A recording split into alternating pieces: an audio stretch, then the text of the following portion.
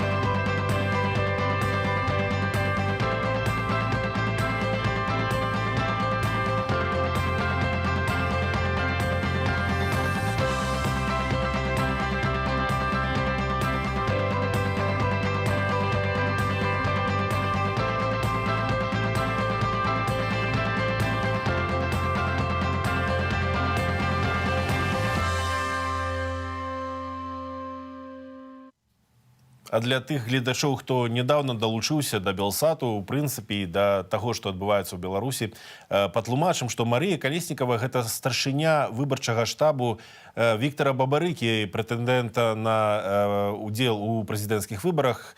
Калі Віктара Бабарыку пасадзілі ў следчы изолятор КДБ, Марыя Калеснікова далучылася да штабу Святланы Ціханаўскай, а пасля выбараў яе выкралі літаральна на вуліцы, пасадзілі спачатку за краты, потым спрабавалі вывесці праз украінскую мяжу, але Марыя парвала паспарт. Як вы бачыце, беларусы нагадваюць пра гэтую акалічнасць вось у гэтых віншаваннях. Яна парвала паспарт на нейтральнай паласе, каб яе немагчыма было вывесці супраць яе волі з роднай Беларусі. Ну, цяпер Марыя сядзіць у следчым изолятары КДБ, ёй шыюць адразу дзве крымінальныя справы, спробу зрынання улады, а таксама стварэнне экстрэмісцкай арганізацыі. Ну, пад стварэннем экстрэмісцкай арганізацыі, наколькі я разумею, маецца на ўвазе каардынацыйная рада транзіту ўлады. Гэта такі перамоўны орган, створаны аб'яднаннем вядомых беларусаў. Марыя Калеснікова разам з аб'яднаным штабам, з Веранікай Цыпкала і са Святланай Ціханаўскай аб'ехалі шмат якія беларускія гарады ў межах перадвыбарчай кампаніі. У той час, калі Святлана Ціханаўская вылучалася на пасаду прэзідэнта Рэспублікі Беларусь і стала адным з сімвалаў гэтага аб'яднанага штабу, заўсёды гэтыя тры грацыі былі разам, і зараз і Святлана Ціханаўская, і Вераніка Цыпкала павіншавалі Марыю Калеснікаву з днём нараджэння. Гэтыя віншаваннях яны адзначылі, як ім не стае Марыі, ейнага аптымізму, аднак нават за кратамі Марыя не губляе гэтага аптымізму, а людзі яе масава віншуюць з днём нараджэння. Разам з тым працягваюць, як адзначыў Ярослаў, пратэсты, і разам з тым і ёсць затрыманне людзей, як паведамляюць праваабаронцы. І нашаму тэлеканалу стала вядома пра учорашняе затрыманне ў адной з прыватных лазняў у Жодзіна. Усяго затрымалі 20 чалавек за, цытата, выкарыстанне пратэставай сімволікі. Каля 19-й гадзіне міліцыя затрымала 13 жанчын і 7 мужчын. Паводле міліцыянтаў затрыманыя, цытата, арганізавалі несанкцыянаванае масавае мерапрыемства з выкарыстаннем пратэставай сімволікі. Некаторых ужо не раз судзілі за пратэсты. У Менскага аблвыканкаму суправадзіла інфармацыю фатаграфіі застолля і бел-чырвона-белага сцяга, раскладзенага на падлозе. Вось такая адна з апошніх інфармацый. Я нагадаю, што і цягам гэтага тыдня міліцыянты затрымлівалі людзей у дварах, тых пратэстоўцаў, якія выходзілі на дваравыя маршы. І лік гэтых затрыманых налічваецца каля некалькіх дзесяткаў чалавек. Разам з тым пратэставыя Настроі захоўваюцца, нягледзячы на тое, што чыноўнікі ўвесь час даводзяць нам, што пратэсты згаслі. І тым не менш... Гэта людзі на дзяржаўным тэлебачанні, прапагандысты, а таксама тыя вышэйшыя чыноўнікі, все гэтыя генералы, якія падпарадковваюцца Лукашэнку, яны пастаянна паўтараюць: пратэст здуўся, пратэст здуўся. А вось мы вырашылі запытаць жыхароў Менску, ці згодныя яны перагарнуць старонку, забыць пра ўсё гэта, што было, ці згодныя яны жыць далей пры такой уладзе, ці застаўся ў іх ўсё ж такі нейкі пратэставы рух, памкненні вось у сэрцы. І давайте паслухаем, што яны сказалі. Протест трансформировался, но он не ушел. Это, по крайней мере, то, что я вижу. Сколько Александр Григорьевич еще будет с нами? Ну, наверное, как он решит. Да, ну, жизнь покажет. Но очень хочется пожелать нам стойкости и здоровья, ментального и физического. Я хочу, чтобы у нас в Беларуси было все спокойно и мирно. Президент меня устраивает, все в порядке. Пусть он правит, потому что он делает добро людям. Вот.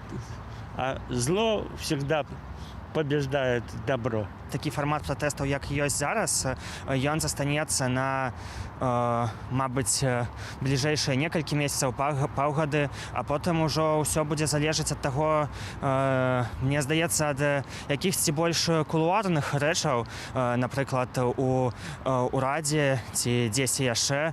Я думаю, што Лукашенко шмат часу не будзе кіраваць. Я думаю, што максимум год. Протестное настроение людей, оно никуда не ушло. Некоторые ушли в подполье из-за боязни, некоторые ушли в подполье из-за того, что, думаю, правильно считают, что глупо 30 дней в аресте находиться, за эти 30 дней можно что-то полезное сделать на воле. С одной стороны. С другой стороны, протестное отношение после августа 2020 года, оно не может упасть, потому что никогда белорусский народ не простит того бесчеловечного отношения к самому себе. Что касается длительности пребывания не на посту, длительности удержания власти, все зависит здесь, к сожалению, от России. Но с учетом последних событий в России, я думаю, будут сейчас все силы направлены на то, чтобы протест заглушить, чтобы показать, что все под контролем. И все зависит на сегодняшний день только от белорусского народа и то, как он будет показывать свое протестное отношение. Желательно, чтобы он послужил подольше. Вот так. А протесты, ну, я думаю, они должны утихнуть, вот и все. Покуда Россия будет Лукашенко держать, точнее, он ей выгоден, до тех пор он будет и сидеть. Я его не избирал. Большинство моих знакомых, я бы сказал, все мои знакомые его не избирали. И никто не видел этих бюллетеней, которые сожгли. Все, поэтому президентом считать этого человека я не могу.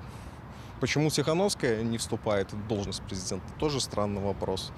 Но хотелось бы, чтобы у нас, конечно, в стране все поменялось, потому что, на жаль, что мы движемся в большую яму. И я, наверное, вот личное мое мнение, что пока люди держатся за холодильники, они еще не выходят. Но скоро мы к этому движемся, мы перестанем, скажем так, держаться за них, потому что там уже ничего не будет. Пратэст ніколі не ўдасца падавіць, і ён узнік таксама не ў 20-м годзе, але насамрэч недзе ў 96-м. І пратэст гэты доўжыцца. І ў 20-м годзе толькі ўсё гэта выплеснулася. Силой не удастся точно подавить протесты. Банально, потому что нас большинство. Рано или поздно силовики поймут, что силой нельзя победить всех. Можно какое-то маленькое количество людей, но мы все против. Лукашенко будет править так долго, пока его спонсирует Россия. Потому что как только у него закончатся деньги, как только силовики перестанут получать зарплату из карманов россиян, российских бюджетников, так Лукашенко и покинет. Протестные настроения у людей только нарастают в связи с последними событиями, задержками заработных плат, со всей ситуацией, которая происходит, с запретом, например, там, Шкоды, Нивея и так далее. Все протесты будут какие-то локальные во дворах, в сердцах, и они как бы не угаснут, они будут только нарастать, это точно. К этим подключатся еще люди из госсектора и, возможно, некоторые пенсионеры в большем масштабе. Сейчас какой-то то ли затишье, то ли подготовка, но, может быть, мы действительно станем парламентской республикой. Потому что президент уже много лет у власти, наверное, это уже много. После 9 августа сформировалась белорусская нация, которой до этого не было. Ну, есть гражданское общество, поэтому верим, можем, пераможем. Верам можам пераможам. Пераважная большасць апытаных намі рэспандэнтаў у Менску падтрымліваюць перамены, аднак ёсць і тыя, хто сцвярджае, што Лукашенко мусіць вельмі доўга яшчэ кіраваць Беларусю, што Лукашенко гэта добро, а добро заўсёды пераможа зло. Відавочна, што такая скрыўленае ўяўленне рэчаіснасці ў людзей часамі, напэўна, сфармаваная пры дапамозе дзяржаўнай прапаганды. Як ты лічыш? Я лічу абсалютна гэта справа ў дзяржаўнай прапагандзе і яшчэ ў тым, што часта людзі не могуць параўнаць жыццё, якое атачае вось нас у Беларусі, з тым, як жывуць людзі ў той жа самай Еўропе. З'ездзіць проста ў тую ж Літву і паглядзець, што там змянілася за гэтыя гады, і падумаць, што змянілася ў нас з часоў абвяшчэння незалежнасці з 91-го года. Вось тады, можа быць, будзе зусім іншая думка. Абсалютна. Разам з тым і ўжо заўтра будзе сумная дата, 35 гадоў з моманту чарнобыльскай катастрофы. Дарэчы, кажучы пра гэта, Белсат будзе ладзіць заўтра адмысловы эфір. Студыя Белсат і аб'ектыў глядзіць традыцыйна 20-21. Сёння мы яшчэ гэтую тэму закранем у нашым эфіры. Таксама напярэдадні адзначаў дзень народзінаў вядомы беларускі палітык, старшыня кансерватыўна-хрысціянскай партыі Беларускі народны фронт Зянон Пазняк, які прымаў неаднаразова удзел у чарнобыльскім шляху. Адзін з самых вядомых у 96-м годзе быў, калі былі сутычкі з праваахоўнікамі. Ну, там была, вось, як кажуць відавочцы, удзельнікі, там была адмысловая правакацыя, калі паставілі два шэрага міліцыянтаў супраць вялікага натоўпу. Але пра гэта нам яшчэ распавядзе госць у гэтай студыі. Да гэтай тэмы мы яшчэ вернемся. Я толькі адзначу, што сёлета, у адрозненні ад папярэдніх гадоў, чарнобыльскі шлях — адна з самых мірных і жалобных акцыяў у Беларусі, і яна была забаронена, то бок арганізатары не атрымалі дазволу ад менскіх гарадскіх уладаў на тое, каб выйсці на вуліцу. Гэта мы бачым з 96-го года, з той самай правакацыі, якая закончылася сутычкамі, але пасля усе акцыі памяці былі зусім іншымі. Гэта перадусім акцыя жалобы. Ну, шановное гаспадарства, да гэтай тэмы мы яшчэ вернемся. Мы все ж таки памятаем пра тое, што адбылося, але памятаем і пра тое, што адбываецца зараз. І ёсць, апроч таго, што рэпрэсіі адбываюцца масава і часам хапаюць усіх без разбору на вуліцах беларускіх гарадоў, ёсць таксама і рэпрэсіі такія кропкавыя. І вось гісторыя Максіма Шылянка. Максім Шылянок, ён прадпрымальнік з Рэчыцы і уладальнік аўтастаянкі, службы таксі. Ён таксама удзельнічаў у акцыях пратэсту супраць падробкі выбараў, супраць гэтага міліцэйскага гвалту. Ну і усталяваў на сваёй стаянцы нацыянальны сцяг Беларусі, бел-чырвона-белы сцяг, які быў дзяржаўным сцягам пасля 91-го года доўгі час. Вось, ну і яго некалькі разоў саджалі пад арышт, і цяпер пераслед узмацніўся. Нават спрабавалі абвінаваціць у захоўванні наркотыкаў, аднак не атрымалася, наколькі нам ведаюць. І ўсё ж такі сілакі працягваюць пераследаваць Максіма Шылянка, а жыхары Рэчыцы усяляк яго падтрымліваюць. Давайте паслухаем разам ягоную гісторыю. Всю жизнь становилось все как бы хуже и хуже в этой стране. Ну, не то, что ущемлялось, а просто доходы постоянно повышались, то есть понижались, и налогов постоянно все выше и выше. И думал, что на самом деле может получиться за счет честных выборов сменить нашего президента, и что-то в жизни в этой изменится. Вот. Будет легче, будут какие-то, может, реформы, чтобы привести народ и народ, и наше положение как-то лучше, чтобы было. И получилось. А потом еще, когда увидел, как у нас мои же знакомые милиционеры одели форму ОМОНа, и у нас тут на Ленина разгоняли просто людей, которые стояли там, ну, никому ничего не делали, а били их там, догоняли, били дубинками по спинам, беззащитно, безоружных, вообще ничего не нарушавших простых людей, как бы это тоже подтолкнуло к тому, что, ну, все, в принципе, неправильно происходит. В нашей милиции удивляет больше всего, как они умеют врать. На самом деле, несмотря ни на погоны, вообще ни на что. Даже подполковники, которые должны быть вроде как офицерами, должны быть что-то, какие-то там совесть, честь, доблесть, а этого нет даже просто в корне, в принципе этого нету, потому что здесь врали абсолютно все. Стояло на лестничной площадке, стояло, наверное, человек 13. ОМОНовцы, вооруженные, замначальника милиции, инспектор по делам несовершеннолетних, женщина тоже стояла. Они все прекрасно видели, что я открыл дверь, сам открыл дверь, без всяких этих самых. И они мне сразу силой положили на пол. Вот, и только уже потом, когда меня застегнули наручники, затащили сюда в комнату, только здесь уже ознакомились с правами, там и то, что это постановление на обыск и на все остальное.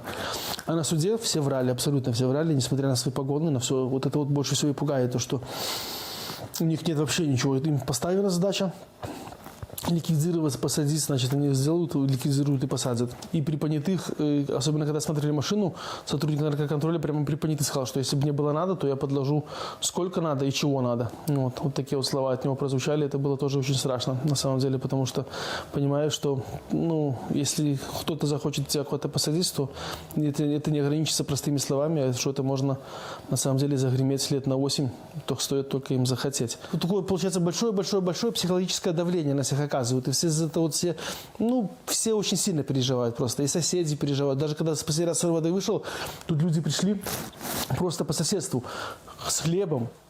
Говорили: Денис, все нормально, все хорошо. Простые, обыкновенные люди. Пошел в стоматологию лечить зуб, говорят, тоже мы там все переживали. Мы вот это самое, ну, и так вот просто люди солидарны у нас в Беларуси очень, ну, как бы в поддержке, но не хотят никак бояться всего, потому что видят примеры эти, видят, что происходит. Я постоянно верю во все хорошее, в позитив такой вот, в то, что Бог все это видит и всем это воздастся, и что на самом деле все у нас должно получиться, потому что столько несправедливости творится, что нам нужно здесь навести порядок. Потому что здесь жить нашим детям, мы даже сами тут не поживем, но фундамент для этого мы построить просто-напросто обязаны. Потому что если будет дальше так продолжаться, как у нас сейчас происходит, что нету ни суда, ни милиции, и за помощью, за поддержкой обратиться абсолютно некому. Остается рассчитывать только на себя и на своих близких.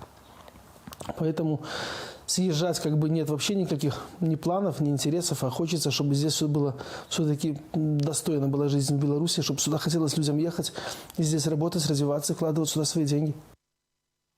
Ну, сапраўды, большасць людзей хацела б застацца ў сваёй краіне, праўда, пры іншых умовах і іншай ужо уладзе. У гэтай студыі ўжо з'явіўся вядомы беларускі палітолог Андрэй Ягораў. Вітаю, пан Андрэй. Апошняя навіна, от пачнем все ж таки не з унутраных навінаў, а навіна, якая прыйшла з Арменіі. Нікол Пашынян, кіраўнік Арменіі, прэм'ер-міністр гэтай краіны, які адзін з першых пасля 9 жніўня павіншаваў Лукашэнку з перамогай на так званых выборах, сышоў урэшце ў адстаўку. Доўга трымаўся ён з пратэстоўцамі у сувязі з сітуацыяй з Карабахам. Ваше вось каментар на гэты конт, наколькі ягоная палітычная будучыня рэалістычная на сённяшні дзень, бо ён збіраецца таксама удзельнічаць у наступных парламенцкіх выбарах Арменіі. У прынцыпе, Пашынян да сённяшняга часу гэта такая сімвалічная фігура, якая была звязаная з перамогай дэмакратыі ў Арменіі, у рэвалюцыі 2018 году, таму у прынцыпе у яго застаюцца пэўныя там палітычныя шансы. Хаця, канешне, ну, такая балючасць праблемы Карабаху, дзе фактычна тое, што адбылося, ўспрымаецца як параза Арменіі у гэтай вайне, і наўпрост абвінавачваецца Пашынян як бы ў гэтым, што і справакавала, у прынцыпе, гэтыя пратэсты, якія былі. Ну, значна змяншае ягоныя шансы на нейкую там перспектыву. Зноў-такі з-за таго, што вось вага праблемы Карабаха у армянскім грамадстве вельмі вялікая. Вось тады, вяртаючыся да падзеяў жніўня, калі Нікол Пашынян павіншаваў Лукашэнку, нават папярэдзіў жа ў гэтым у гэтай сітуацыі нават Пуціна, так? Не было ўяўлення, што это праз нязнанне сітуацыі было зроблена, альбо неяк адмыслова, як вы лічыце? Ну, не ведаю, чаму гэта было зроблена. Зноў-такі, гэтае віншаванне там Пашынян выклікала даволі негатыўную рэакцыю армянскага грамадства і грамадзянскай супольнасці Арменіі, і за гэта Пашынян шмат крытыкаваўся.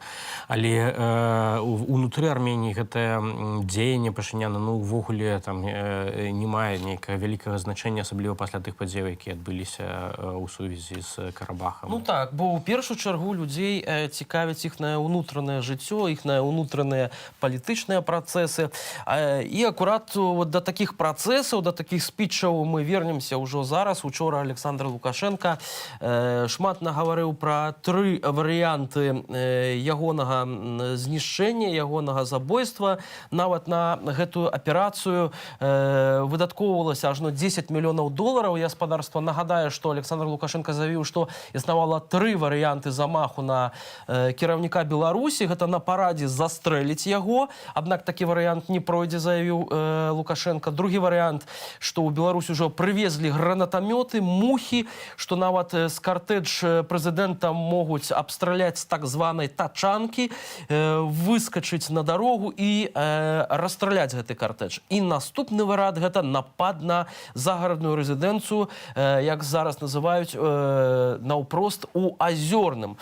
Адкуль гэта ведаюць? Маўляў, Федуты распавелі, маецца на ўвазе, канешне, Александра Федута, і вось прайшоўся ён па Юрасю Зянковічу, які абвінавачваюцца ў гэтым нібыта здзяйсненне гэтага злачынства. Як пракаментуеце вось гэтыя 3 варыянты, наколькі гэта мае дачыненне да рэальнасці ўвогуле? Ну, выглядае, што гэта такія фантастычныя сцэнары. Ну і ўвогуле людзі, якія зараз знаходзяцца там у той сітуацыі, яны могуць сказаць тое, што ад іх хочуць пачуць проста. Ну, таму што гэта можа быць звязаны з катаваннямі ці пагрозай катаванняў. Як мы ведаем, там у 37-м годзе ў такіх абставінах людзі агаворвалі сябе, і, магчыма, нешта такое адбываецца. Ну, зноў-такі мы насамрэч не ведаем, што там адбываецца падчас расследавання гэтай справы, што сапраўды кажуць і не кажуць гэтыя людзі. Магчыма, проста Лукашэнку скормліваюць, ну, там, спецыфічную інфармацыю на гэты конт. І як мы ведаем па мінулых справах, тым жа справах Белага легіёну, што калі там джипы прорываліся праз мяжу, потым яны кудысьці знікалі і нічога не адбывалася. І гэта ніяк не было звязана з тым, што фактычна людзі казалі там падчас справы, гэта ніяк не пацвярджалася. І таму ў гэтым сэнсе не трэба ўспрымаць словы Лукашэнкі як штосьці, што абапіраецца хоць на нейкі рэальны факт. Дарэчы, вось тады, яшчэ крышачку раней, Александр Лукашенко казаў пра сарай, пра погреб у Гомельскай вобласці, дзе мусілі яго разам з сынамі там замкнуць, там іх хаваць. І мы запыталіся акурат у жыхароў Гомля, наколькі вось вы верыце ў тое, што на Лукашенко рыхтуецца замах. Давайте паслухаем ягоныя адказы, вернемся, каб працягнуць нашу размову. Я считаю, это бред.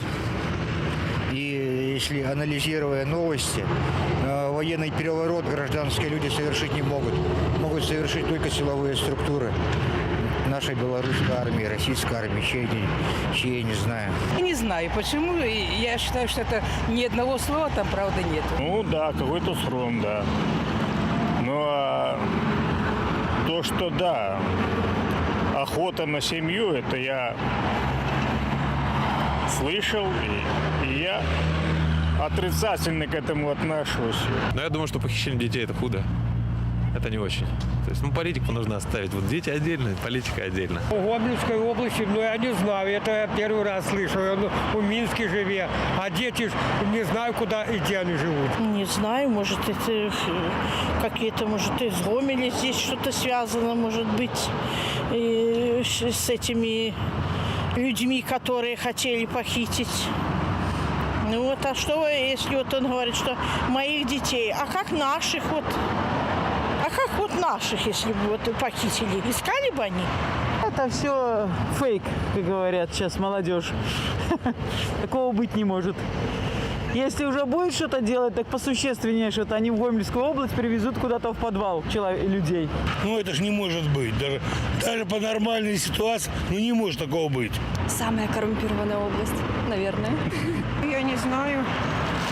Я даже не могу ответить на этот вопрос. Единственное, что хочу сказать, что это вообще ужас просто и кошмар. Чтобы в наше время вот такие заявления делали люди. Это надо, наверное, быть уже совершенно людьми, которые не имеют голову на плечах. Ну, наверное, расследование было, наверное, люди определили. Нашли какие-то органы, есть компетентные, которые этим делом занимались. Им виднее. По поводу вот этого погреба, это выдумка спецслужб, потому что это смешно даже. Мне кажется, любого остановите, спросите, что Лукашенко говорил и как связать с действительностью, то это темные мысли, и за ними последуют темные дела. Цёмныя думкі і цёмныя справы так характарызуюць гэтую гісторыю з замахам на Лукашэнка. А разам з тым Александр Лукашенко учора разгаварыўся не на шутку, распавёў таксама пра тое, што ён усё ж такі рыхтуе дэкрэт, які раптам, калі яго не стане, памрэ.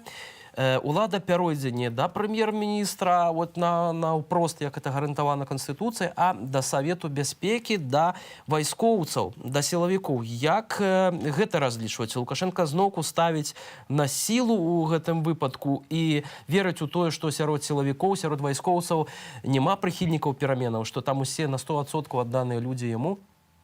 Ну, гэтае рашэнне, яно фактычна захоўвае статус-кво, то бок асаблівага сэнсу такім у гэтым дэкрэце няма. Ну, конечно, трэба глядзець, што там з'явіцца па самім тэксце гэтага дэкрэту, але пакуль што тое, што анансавана, яно хутчэй стварае парадокс транзітнага перыяду ў іх сістэме, да? То бок з'яўляецца Канстытуцыя, якая прапановвае там адзін варыянт перадачу паўнамоцтваў, а дэкрэт іншы, узнікае канкурэнцыя органаў. Прычым, абодва з іх, і пазіцыя прэм'ер-міністра, і Савет бяспекі надзяляюцца аднолькавымі паўнамоцтвамі. І хто каго можа распусціць у гэтым выпадку, там незразумела. Таму трэба будзе глядзець, як гэта будуць далей урэгулёўваць у сэнсе зменаў у Канстытуцыю, таму што могуць рэтрансляваць далейшыя гэтыя змены пасля дэкрэту ў змены Канстытуцыі, якія нібыта рыхтуюцца зноўку, да жніўня мусяць быць адаптаваны. Ну і акрамя таго, канешне, гэта такая, як кажацца, некаторая гэта ўжо было запланаваная даволі даўно схема транзіту улады, але палітычна тут вельмі важна, што гэта ўпершыню публічна сказанае ў такім фармаце, што у Лукі можа не стаць, Лукашэнкі можа не стаць, паўнамоцтвы камусьці трэба перадаваць, і это транзіт, які абмяркоўваецца ўсур'ёз. Як гэта будзе ўспрымаць зноў-такі вертыкаль, якая раней думала пра Лукашэнку як пра вечнага прэзідэнта, тут ён сам кажа, што я-то не вечны, і далей будзе такая даволі цьмяная схема транзіту гэтай сістэмы. І натуральна, што людзі зараз будуць задумвацца пра сваю ўласную будучыню ў той сістэме, якая настане. Ну, вось так, я думаю. А вось няма тут такой асаблівага, скажам, пагрозы вайсковага перавароту, бо ўлада нават пасля, калі Лукашенко не стане, пяройдзе да вайскоўцаў, а это заўсёды небяспечна і можа азначаць тое, што можа захавацца існуючы рэжым, тым больш яшчэ больш жорсткі, калі сапраўды ваенная хунта можа прыйсці да ўлады. Як лічыце? Ну, калі гэта адбудзецца так, як плануецца, гэта пераходзіць да Саўбезу, які больш чым напалову складаецца з вайсковых альбо сілавых структураў, то гэта, канешне, такі вобраз такой хунты паўвайсковай, якая прыходзіць да ўлады. Гэта такая асаблівая лацінаамерыканізацыя палітычнай мадэлі ў Беларусі адбываецца тут. Але пакуль што пра гэта гэта казаць што-небудзь канкрэтнае складана, таму што зноў-такі гэтым намерам ствараецца парадокс як бы транзіту, дзе прэм'ер-міністр будзе канкураваць з нейкім калектыўным органам. Акрамя гэтага, ну, уявіце сабе, што будзе адбывацца пасля таго, калі з Лукашэнкам што-небудзь, як ён кажа, здарыцца. Ну, вось там людзі, конечно, адкрынуць шампанскае і выйдуць святкаваць на вуліцы. І каго падтрымаюць частка людзей, якія знаходзяцца ў Саўбезе, у гэтым калектыўным органе. Акрамя таго, ну, можна ўжо, конечно, канспіралагічныя версіі складаць, што зараз у Саўбеза з'яўляецца, ну, пэўны інтарэс, я б сказаў, адстраніць Лукашэнку ад улады у выніку якога-небудзь крызісу, які абвастраецца, і мець, ну, паўнамоцтвы як бы Лукашэнка як калектыўнаму органу. То бок яны могуць як бы дагаварыцца, змовіцца паміж сабой. Раней гэта было мала магчыма. Калі такой дакумент з'яўляецца, гэта становіцца магчымым, прынамсі, для Саўбезу. І вось той вайсковы пераварот, які яны спрабуюць вымысліць са справы Зянковіча, Федуты і Костусева, можа быць не фантастычны, як зараз, а, ну, цалкам рэалістычны, тому што гэтыя людзі, ну, атрымоўваюць пэўныя перспектывы кіравання і атрымання ўлады. Сапраўды цікавая версія. Што думаюць пра такі магчымы дэкрэт ад Лукашэнкі жыхары Берасці? Давайте послухаем и вернемся, каб процягнуть нашу размову.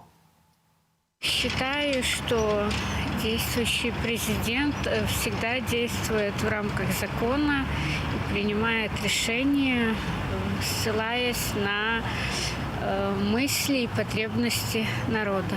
Я надеюсь на все лучшее, что все будет хорошо. Как будет, от нас ничего не зависит. Оно будет так, как должно быть. Президент у нас хороший, претензий к нему никаких. Другого президента нам избирать не надо.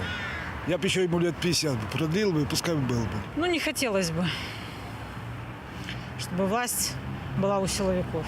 Ну, я думаю, он пересмотрит это решение.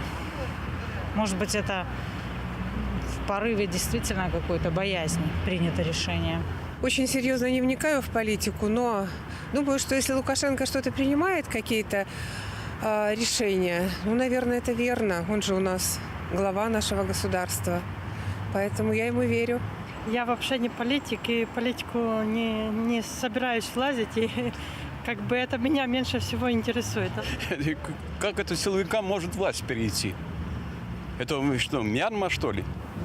Ну, вначале пусть станет легитимным.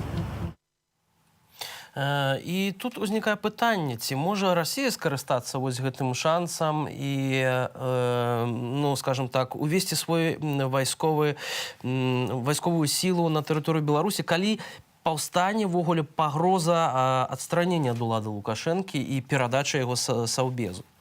Ну, такая пагроза заўсёды існуе, але зноў-такі гэтая сітуацыя з перадачай паўнамоцтвам Саўбезу асабліва нічога не змяняе. То бок Лукашэнка і зараз можа заключыць нейкія пагадненні, якія дазваляюць Расіі уводзіць сюды кантынгент. Гэта нават абмяркоўвалася пра задзейнічанне там палажэнняў АДКБ падчас, калі масавыя мітынгі ішлі увосень. То бок пагадненне з Росгвардыяй у тым ліку было, правда? Так, аб супрацоўніцтве гэтых службаў. Ну, то бок, у прынцыпе, зараз нічога не перашкаджае Лукашэнку зрабіць так, і пры наяўнасці ў каго-небудзь такого кшталту паўнамоцтваў, у прэм'ера ці там у Саўбеза, бо гэта, ну, фактычна такая поўная ўлада ў краіне, поўная цэнтралізацыя ўлады і магчымасць прыняцця, ну, любых рашэнняў.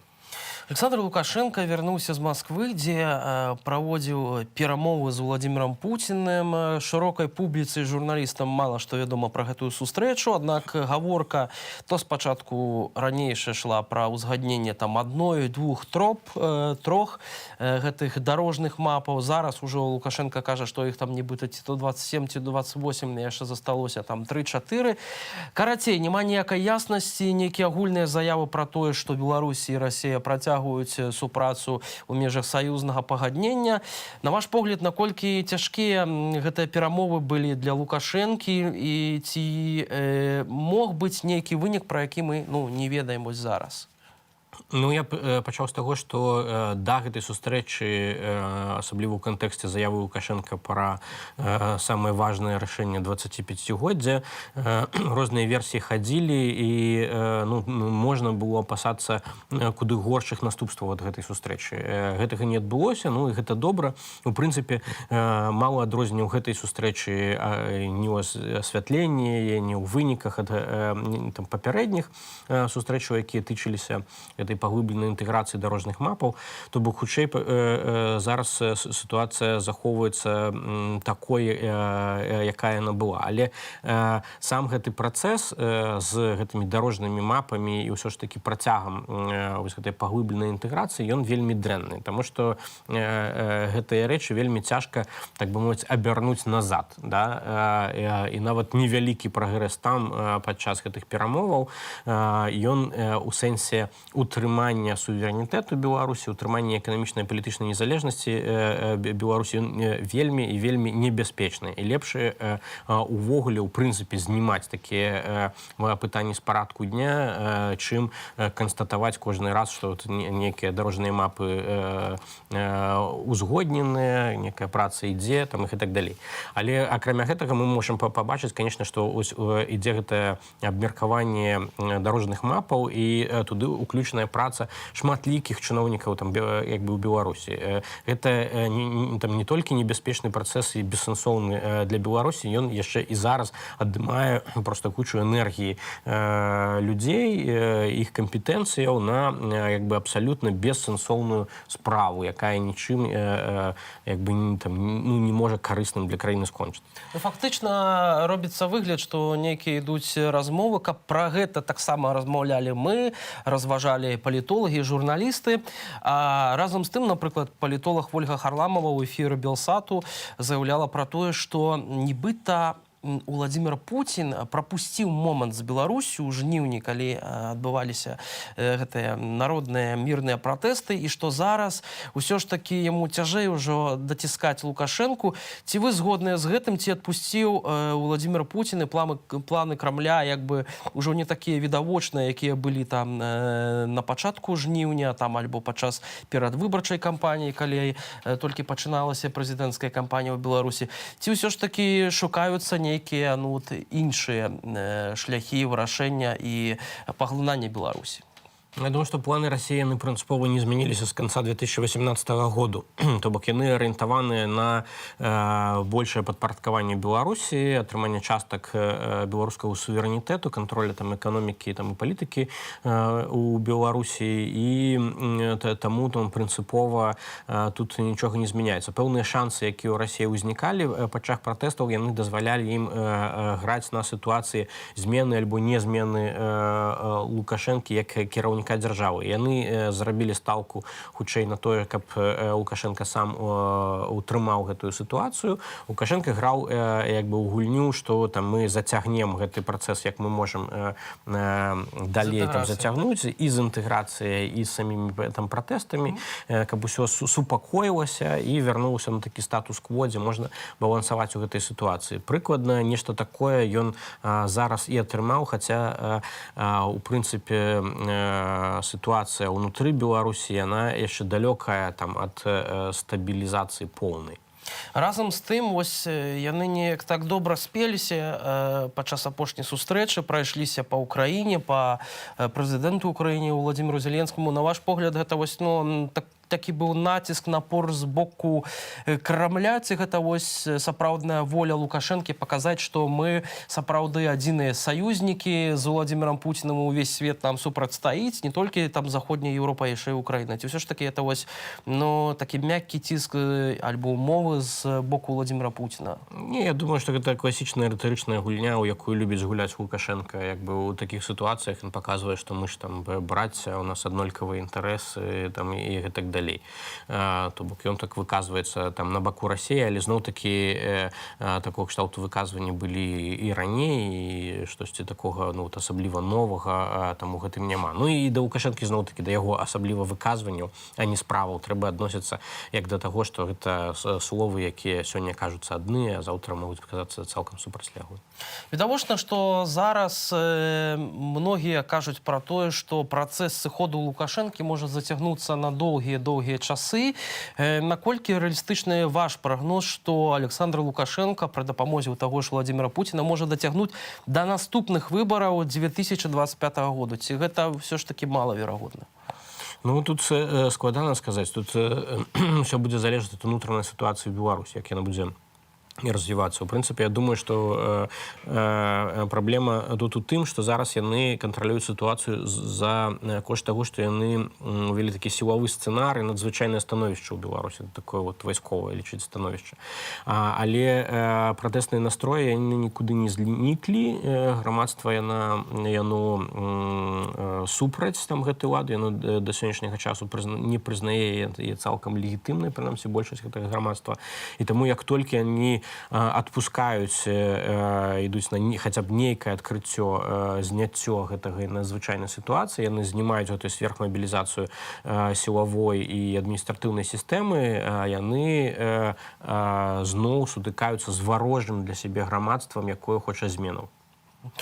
Дзякуй вялікі за гэтую размову. Андрэй Ягораў быў у нашых гасцях, вядомы беларускі палітолаг. Но гаспадарства, калі Лукашенко увесь час аб'яўляе пра нейкія спісы тэрарыстычных арганізацыяў, асобаў, якія датычныя да тэрарызму, у галіне культуры ўсё часцей узнікаюць чорныя спісы, яны вяртаюцца, і чорныя спісы музыкаў таксама. Да прыкладу, ужо шэраг музыкаў заявілі пра адмену канцэртаў у Беларусі. Гэта гурты Джей Морс, гэта і гурты Рэха, негалосную забарону мае таксама гурт НРМ. А да лідара гурта Гэтстауэр Уладзіслава Наважылава, Леслі Найфа на гэтым тыдні прыйшлі нават з ператрусам, і гаворка пра крымінальную справу. Што думаюць музыкі і наконт вяртання гэтых чорных спісаў? Давайте паслухаем ужо зараз. Калі мне кажуць пра нейкую новую хвалю, там, чарговую хвалю, я нават цяжка разумею, пра што ідзе гаворка. Усе гады існавання вось гэтага палітычнага рэжыма была створаны невыносныя ўмовы для існавання незалежнай музыкі. Любой. Проста невыносныя. Калі параўноўваць з любымі нашымі суседзямі. Хваля пачалася, такая магутная хваля пачалася на дзесяцігоддзе праўлення Лукашэнкі. Вось калі 10 год было. Мы сыгралі нейкі канцэрт на Бангалоры, пасля якога быў створаны чорны ліст. І першым нумарам в гэтым лісце быў НРМ. І з таго моманту вось гэтая хваля адзіная. Яна ідзе такой накатом. На подачу документов на гастрольное удостоверение они отвечают эпидемиологическая ситуация, Юрий Иванович. Вот и все. А, скажем, руки вверх, там, или там очень много музыкантов, которые играют, там, попсовых, российских, там, и, пожалуйста, вот, играйте, собирайте арены. Горький опыт, скажем, получаем, ну и так закалялась сталь. А как думаешь, вот именно группа «Дай дорога» за что? И, ну, естественно, гражданская позиция. У нас же очень много песен и до этого было, и сейчас, вот во время этой всей истории, когда мы явно проявляем или, так сказать, лезем на баррикады. Хожу звездой. Все на улицах здороваются. Стельские, живе Беларусь. Я особисто адчуваю, што твараюцца нейкія паралельныя структуры, не ведаю, грамадскія, якія самі ладзяць канцэрты. Справа ў тым, што мы з музыкамі, гурт Рэха, да прыкладу, ўжо даволі даўно такой сітуацыі, калі мы не асабліва азіраемся на гэтыя гастролькі, а граем канцэрты, якія там самі людзі ў абыход гэтаму арганізоўваюць. І, а што застаецца яшчэ? Мне здаецца, што зараз будзе ўсё больш і больш утварацца нейкіх такіх паралельных структур, там, дзе музыкі могуць граць, спяваць, не завязаных на гэтых гастрольках на дзяржаве.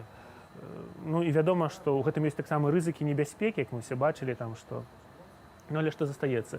Людзі хочуць чуць музыку, жадаюць там, не ведаю, адпачываць, радавацца жыццю. Вось. І вядома, што будуць шукаць нейкія шляхі і музыкі, і слухачы, каб сустрэцца адзін з адным, паспяваць песні у абыход з гэтым вар'ятам, якія ўсё забараняюць. Таксама вядома, што ёсць онлайн-фармат. Гэта таксама дапамагае музыкам, таму што ёсць практыка такая, калі людзі купляюць квіткі на онлайн-канцэрты, ну і гэта хутчэй нават знак салідарнасці з музыкамі, таму што вядома, што жывы канцэрт, ён жывы канцэрт, там можна адарвацца, патанчыць, а онлайн-канцэрт гэта такая спецыфічная з'ява. Але калі там з-за ковіду, з-за гэтых рэпрэсіяў немагчыма гурту граць, жывыя канцэрты, то хоць так, магчыма, людзі могуць дапамагаць. Пра культуру і пагаворым у нашай студыі ўжо з'явіўся вядомы беларускі паэт, перакладчык і бард Андрэй Хаданович. Вітаю вас. Добрый дзень. Спадар Андрэю, спачатку хацеў запытацца, як вашыя справы, чым зараз займаецеся, што новенькага чакаць прыхільнікам вашай творчасці? Ну, як на сённяшнюю беларускую сітуацыю, то можна сказаць, шансуе. Жывы, здаровы, на некалькі тыдняў прыехаў у Варшаву на стыпендыю. Жыву ў самым цэнтры, у кватэры выбітнага пісьменніка Тадэуша Канвіцкага, працую над перакладамі польскімі. Але зразумела, што ну як тут аторвешся ад таго, што ў нас сочыш за навінамі, перажываеш, саманакручваешся, ну і нейкія свае тэксты таксама пішуцца, так што ад Беларусі не аторваўся. Так, тым больш яшчэ вось не так даўно можна было вас пабачыць у дваравых канцэртах, часамі вы з'яўляліся там разам з іншымі музыкамі. Зараз вось такая хваля, як кажуць, новых рэпрэсій, чорных спісаў музыкаў. Як зараз з выступамі мы мачулі ад лідараў гуртоў Рэха, НРМ, як ставіцеся да гэтага? Няўжо зноўку нам прыйдзецца вось па кватэрах там і гэтак далей слухаць? Пасля таго, вот я на асабістым нейкім прыкладзе сутыкнуўся, пасля арышту гэтага ўварвання падчас канцэрту з разбітага сэрца пацана і іншых, Леры і іншых выканаўцаў, у мяне ў гэты тыдзень было запланавана 2 стрыма, ад абодвух арганізатары, спалохаўшыся, адмовіліся. Ну, што я для сябе вырашыў? Ну, што буду чысцей пісаць у свае сацыяльныя сеткі. Завёў сабе тэлеграм паралельна з фэйсбукам для публікацый. Падаравалі сямейнікі мне штатыў і проста раблю стрымы, раблю адкрытыя відэо лекцыі. І просто наіграю, начитываю відэо з вершамі і змяшчаю ў сетках, хай хоць так непасрэдна ідзе да тых, хто пачуе паглядзець. Спадар Андрэй, ну вось, напэўна, гэта самы горшы, фактычна, перыяд для беларускіх творцаў, таму што такая вална рэпрэсіяў, якая адбылася летась і сёлета, гэта і арышт, напрыклад, вядомага мастака Алеся Пушкіна і крымінальная справа ў адносінах да яго, гэта разгром Купалаўскага тэатру, гэта Гарадзенскі тэатр, гэта звальненне вядомых артыстаў з вялікага опернага тэатру і балета. Вось, на ваш погляд, гэта сапраўды такі час дэпрэсіі, ці ўсё ж такі гэта час на тое, каб стварыць нешта новае і культура мусіла б загучаць па-іншаму? Я думаю, што калі казаць пра гэты нелегітымны рэжым і рэпрэсійную ўладу, то гэта своеасаблівы знак павагі да беларускай культуры. Гэта значыць, што ў ёй, у нас фактычна, у аўтарах, у музыках па-ранейшаму бачыць пагрозу, канкурэнтаў у тым дастукацца да свядомасці людзей. Таму гэтыя каналы трэба ўсім адключыць. Ну і трэба сказаць, што часы-то змяніліся за гэтыя месяцы. Я са змешанымі пачуццямі назіраў, скажем, увосень арышты людзей, якія яшчэ год таму атрымлівалі афіцыозныя з рук рэжыма ўзнагароды, скажем. Змяніліся гэтыя падзелы на чэсных і нечэсных, як мы жартавалі, на дазволеных і недазволеных. У сферы культуры ёсць амаль аднадушнасць і салідарнасць. Таму, зразумела, гэта небяспечна. Ну, для нас гэта выклік не стамляцца, не спыняцца, не ленавацца, адгукацца на кантакты і несці карысць нейкую, несці падтрымку людзям у той форме, у якой мы можам, і яны хочуць гэта слухаць і глядзець. Разам з тым, з наступам на агулам на культуры і на літаратуру ў прыватнасці не можам не ўзгадаць апошні выпадак, калі дадатковы наклад выдатнага, геніяльнага раману Альгерда Бахарэвіча «Сабакі Еўропы». Вось іх там затрымалі на мытні, цяпер будзе экспертыза праходзіць, экстрэмісцкая літаратура. Я сам з задавальненнем чытаў гэтую кнігу. Ці варта уладам ввогуле шукаць нешта экстрэмісцкага ў сучаснай беларускай літаратуры? Я думаю, што забараніць у эпоху інтэрнэта што-небудзь немагчыма. Забараніць кніжку — гэта стварыць дадаткова падгучыць аўтара, стварыць дадатковую цікавасць, забаронены плод салодкі.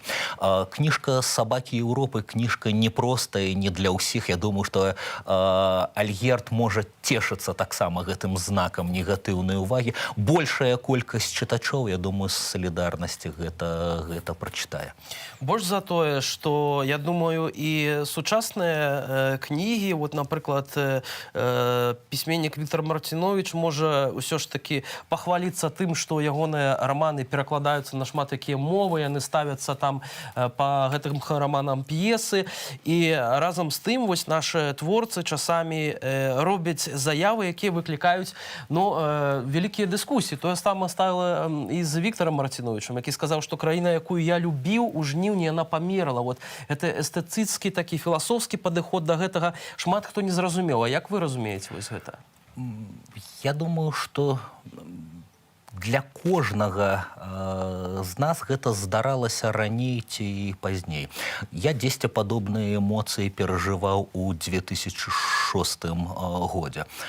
Я ўваходзіў, памятаю, о 8 гадзіне раніцы в аўдыторыю да студэнтаў свайго беларускага аддзялення. Праз некалькі гадзін пасля разагнанага намётавага мястэчка на пляцы Каліноўскага я таксама сказаў тады, што Беларусь, якую мы ведалі, якую я ведаў, памерла, але гэта палова фразы, бо азначала, што нараджаецца нешта новае, больш сімпатычнае мне, якое я прымаю і якое я падтрымліваю. Так што я бы шукаў, як аптыміст у гэтай шклянцы напоўненую частку і падтрымліваў бы тут Віктара.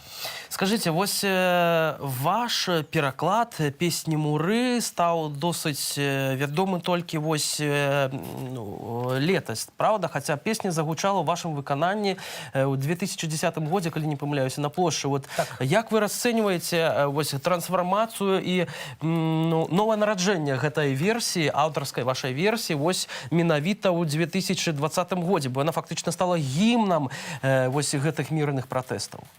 Вельмі і вельмі пазітыўна стаўлюся. Раней песня была вядомая ў вузкіх колах, потым я запісаў паміж 10-м і 20-м альбом на песні Качмарскага па-беларуску. Сотні людзей гэта слухалі, раптам гэта пачулі сотні тысяч. Канешне, гэта прыемна перакладчыку. Я думаю, што і Качмарскі дзесьці ў вечнасці радуецца. Крыху засмуцілі спробы перапісваць тэкст і дадаваць нешта сваё. Сябры, калегі, стварыце нешта цалкам сваё і карыстайцеся. Але хутка я заўважыў, што песня вярнулася да кананічнага аблічча і, кажам, Наста Некрасава ў Польшчы, Павел Аракелян, хто толькі з выбітных актораў, артыстаў, спевакоў не пераспяваў яе. Ну, сапраўды, той выпадак, калі можна перакладчыку цешыцца, замежны твор зрабіўся сваім. Да, песня адна з галоўных песень пратэстаў. Ну, добра, што пры гэтым паэзія засталася паэзіяй, а пратэст актуальны застаўся пратэстам. Ён патрэбны, ён гучны, яго чуваць. Калі словы падтрымліваюць і нясуць нейкую салідарнасць людзям, цяпер гэта вельмі патрэбна. Часам вось творцы і пісьменнікі кажуць, што лепш разглядаць нейкія падзеі на нейкай адлегласці. Вось Мікалай Гогаль пісаў свае мёртвыя душы пераважна за мяжой, там у Італіі, у Нямецчыне. А сёння шмат творцаў, у тым ліку беларускіх пісьменнікаў, вымушаныя былі выехаць у тым ліку за межы Беларусі. Як вы ставіцеся ставіцеся вось да такой вымушанай міграцыі нашых ну, культурных дзеячоў, вядомых пісьменнікаў, у тым ліку вот Маргарыта Ляўчук, якая стварае зараз цікавы дуэт разам з Андрэем Павуком, робіць гэта з Вільні, напрыклад. Нікога не асуджаю. Мне так лёгка пра гэта камфортна казаць са зваротным квітком на 30-га я вяртаюся, але ёсць свае перавагі ў тых, хто у Менску, у Беларусі, ёсць свае перавагі ў тых, хто ў Вільні, у Варшаве, у Берліне, цяпер мае сябры музыкі, напрыклад. Мне здаецца, што праз інтэрнэт-прастору не абмежаваны. Галоўнае, каб ты не маўчаў, галоўнае, каб ты карыстаўся магчымасцю. Лёс даў табе трыбуну слухачоў, талент, голас, як у выпадку з Маргарытаю. Значыць, трэба гэтым карыстацца і звяртацца да людзей. Пакуль слухаюць, так? Спадар Андрэю, як вы лічыце вось гэтыя ўсе падзеі, якія былі звязаныя з прэзідэнцкай кампаніяй, з мірнымі пратэстамі, яны шмат каго наткнілі на вось абсалютна новыя творы мастацтва, у тым ліку я кажу і пра літаратуру. Ці можам мы казаць пра тое, што гэтыя падзеі яшчэ мы не да канца перасэнсавалі і што сапраўды яны стануць штуршком такім да стварэння новай беларускай літаратуры, ці прынамсі плыню ў беларускай літаратуры? Мне здаецца, што ёсць жанры хуткага рэагавання, і сярод іх як бы песні і вершы. Што тут рабіць? Каб напісаць раман ці трактат, зразумела, мусіць нешта адстаяцца, мусіць прайсці час, і каб ты гэта ўсё асэнсаваў. Паэтам лягчэй, яны могуць непасрэдна рэагаваць вот проста на тое, што адбываецца. Калі я магу не сціпла дакінуць тут пару словаў, я б на ваш строгі суд прапанаваў проста тут напісаных пару тэкстаў, адштурхоўваючыся ад анамальна халоднага надвор'я. Можа быць, яно не выпадкова, можа, яно не выпадкова такое халоднае, проста сённяшняе. Холад кусае пальцы. 8-й тыдзень вясны. Снім на хаду блукальцы, недаснёныя сны. Снег і ветер праз коску падае і пячэ. Робячы замарозку там, дзе баліць яшчэ. Снег на скаргі ўвушуе, на адчай уваччу. Быццам кажа, віншую вязню і ўцекачу. Снег на сваркі і крыўды. Снег на слёзы матуль. Нас тутэйшых на крыўды штось прарочыць адтуль. Кружыць не можа ўпасці у веснавы красавік. Быццам летняга шчасця пішацца чарнавік. Вось такі снег і такое вось, ну, такія асацыяцыі, правда, з чымсьці халодным, хаця многія чакалі такой гарачай вясны. Добра, знойдзем зараз цеплейшае штосьці. У мяне проста за балконам Канвіцкага звілі гнездо вароны. Я настолькі абжыўся, што яны перасталі мяне баяцца, і я пашукаў у гэтым добры знак. Вароны сплялі гнездо насупраць твайго балкона. Паўгода чакаў гадо, а знак падае варона. Дарма, што зноў халады, чакае самца саміца. Ты нос павесіў з нуды, а свет не можа стаміцца. Спярша прыносяць галлё, пасля пачынаюць гульні, а потым крыкне пісклё, і стане цяплей і ўтульні. Спяшаешся, дуралей, загнацца, дзе ты і што ты. А сонца свеціць далей для самай марнай істоты. Паменей спліну, мсьё, канец наперад вядомы. Ды ўсё-ткі робім сваё, і свет не ведае стомы. Ведаеце, адразу вот я вяртаюся ў свае студэнцкія часы, калісьці вы да нас прыходзілі на журфак, і, падаецца, Глеб Лабадзенка ладзіў такія чытанні. Заўсёды это было цёпла ўспрынята, это было ў сярэдзіне 2000-х гадоў. Сёння ці можам мы казаць, што вось творчасць аўтараў натхняе людзей, ну, на нешта сапраўды новае? Таму што мы бачым, як з'явіліся пасля падзеяў жніўня той же ж вольны хор, як артысты філармоніі выходзілі, выконвалі магутны Матчыны Божа, гэта да дрыжыкаў у руках, да слязы у вачах. У вас такія ж былі адчуванні ад гэтага? У мяне былі змешаныя адчуванні. Я адным вокам плакаў, а другім глядзеў у нататнік, бо дапамагаў тады музыкам. Пісаў для іх тэкст, напрыклад, які Вольга Падгайская паклала на музыку, які спяваўся побач з магутным Божам. Найлепшы нейкі камплімент і зваротную сувязь я раптам у студзені атрымаў ад некалькіх знаёмых, якія сказалі: «Слухайте, спадар Андрэй, мы ваши тэксты зараз перапісваем уручную на паштоўках, ад рукі на паштоўках для вязняў, для нашых зняволеных. Я не ведаю, ці можа быць зараз лепшы камплімент для аўтара, які спрабуе нешта напісаць». Бачыце, як любяць вашыя прыхільнікі вашую творчасць, а што вы ім і ўсім беларусам вось напрыканцы нашай размовы маглі б пажадаць альбо штосьці сказаць прыемнае? А я б сказаў так, у самы цяжкі момант варта памятаць: паўсюль, дзе адбываліся нечаканыя, радыкальныя, пазітыўныя змены, яшчэ за дзень да гэтага ніхто б не сказаў, адкуль і як гэта прыйдзе. Але, казаў наш выбітны філосаф, свабода не прыходзіць туды, дзе яе не чакаюць. Давайте множыць гэтае актыўнае, стваральнае чаканне свабоды. Трымайцеся, сябры. Такія словы прыемныя, натхняльныя паэта, перакладчыка і барда Андрэя Хадановича быў у нас у студыі. Ну а мы, спадарства, яшчэ да адной тэмы. Дзякуй вам вялікі за гэтую размову, за то, што прыйшлі да нас у госці. І мы паступова рухаемся да яшчэ адной важнай тэмы, да 35-й гадавіны аварыі на Чарнобыльскай атамнай электрастанцыі. Як ставіцца дзяржава да ліквідатараў? Адзін з іх Васілій Селіверст, ліквідатар з Калінкавічаў, 67-гадовы мужчына, зараз знаходзіцца ў шпіталі. Ён інвалід першай групы, у яго перадінсультны стан. Спадар Васілій падлічыў, што з моманту працы па ліквідацыі наступстваў катастрофы правёў у шпіталях 1000 дзён. 186 дзён у 86-м годзе, уласна ў тым годзе, калі адбылася гэтая трагедыя. Ён, афіцэр запасу, знаходзіўся ў Чарнобыльскім раёне. Быў задзейнічаны на ліквідацыі наступстваў аварыі. Па вяртанні дадому Васілій Селіверст адчуў праблемы са здароўем. У яго была аперацыя на воку, павысіўся ціск, пачалі непакоіць болі ў сэрцы. Калі лекары пазней паставілі яму дыягназ ішэмічная хвароба сэрца, далі яму першую групу інваліднасці, ліквідатар стаў дамагацца, каб завялі ягоную хваробу з працай у 30-кіламетровай зоне, каб атрымліваць льготы. І спадарства гэтыя льготы выплачваліся ліквідатарам, але так і не дамогся. Лекары адмаўляліся звязваць яго захворванне з працай у Чарнобылі.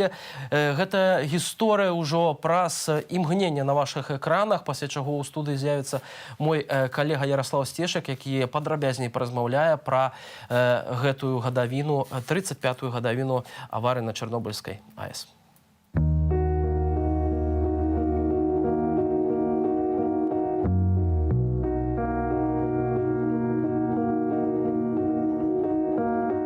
Ликвидаторы у нас в Белоруссии законом не оборонены. Это не только ликвидаторы, але и афганцы, потому что коли у початку были какие-то льготы, компенсации, то зараз все это убрали и ничего не осталось. На Украине ликвидаторы и афганцы добились, воевали. Разобрали они этот забор, ворвались к депутатам Украинской Рады, где депутаты утекали и сдымали значки украинские. А у нас никто ничего не робит. Звернувся до нашего депутата в палаце Адаменка Евгения Бониславовича. Поднимите, коли ласка, этот вопрос там у себя в палаце. Поднимите о льготах чернобыльских и вообще.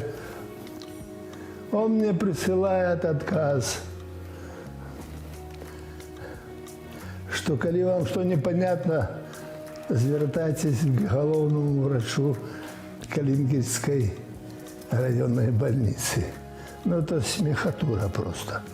Я написал Далее Андрейченко письмо. что депутат наш гуляет тут ходить, а не депутат он. Як это так? Андрейченко на меня, мне его помощница сказала, что он обиделся на вас за такое письмо. Я говорю, а ничего не делается.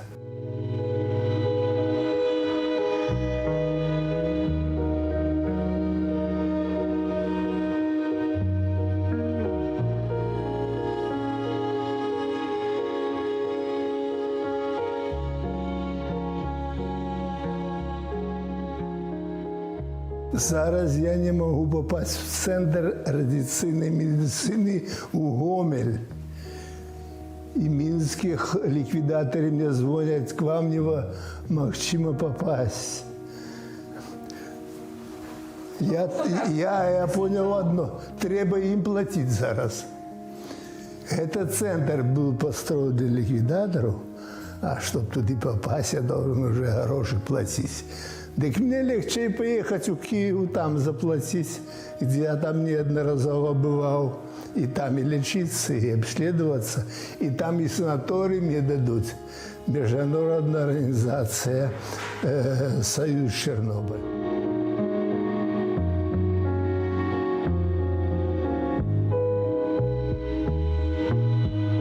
Они говорят просто одно, но не надо было туда ехать.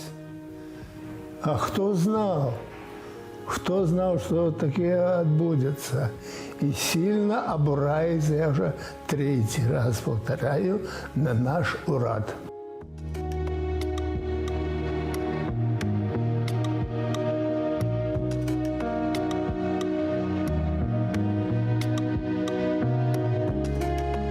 Никакой обороны не было и у Радсинабуде, потому что у них проблемы не нам дать что-то, а от нас что-то собрать.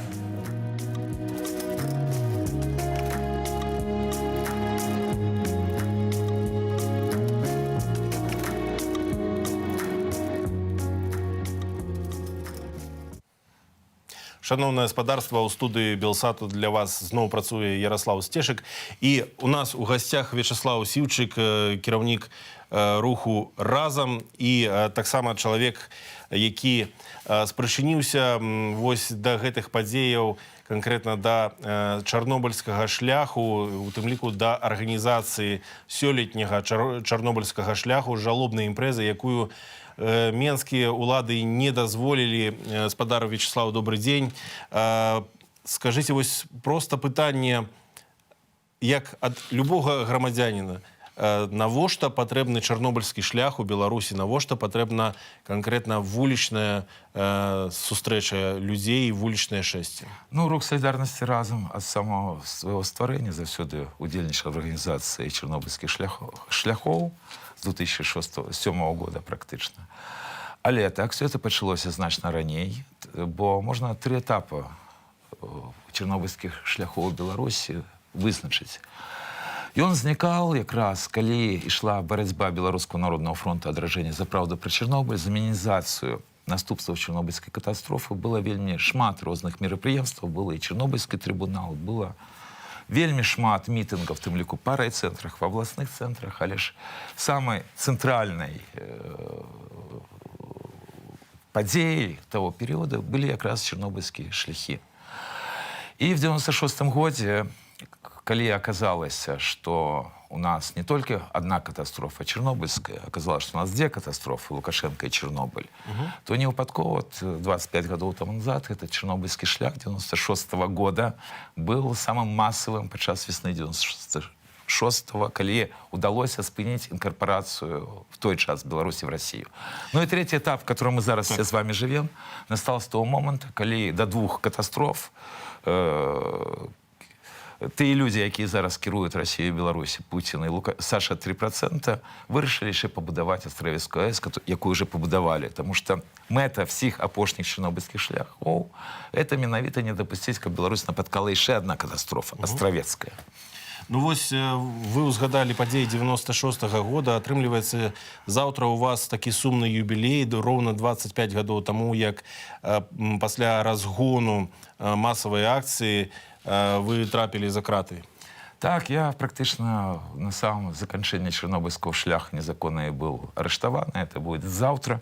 Вы абсолютно слушно сказали, что сумный юбилей.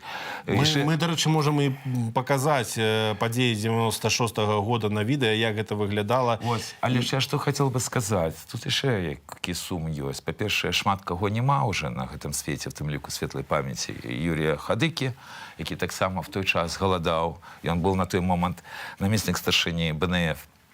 Але от моя особиста мотивація падчас той голодовки була вельмі проста, каб інших людей не саджали.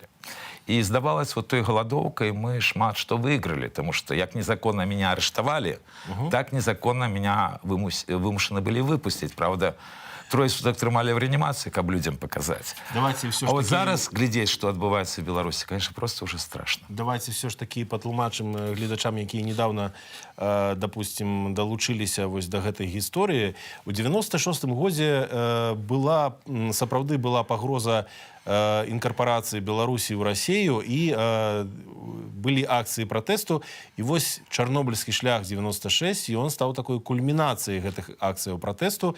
І з таго, што я чытаў, бо я ў той час яшчэ не быў у Менску, з таго, што я чытаў, шмат хто з удзельнікаў кажа, што гэта была правакацыя з боку спецслужбаў у міліцыі, калі адмыслова паставілі па 2 шэрагі міліцыянтаў супраць вялікага натоўпу, так, каб сутычка была непазбежная. Ці гэта правда?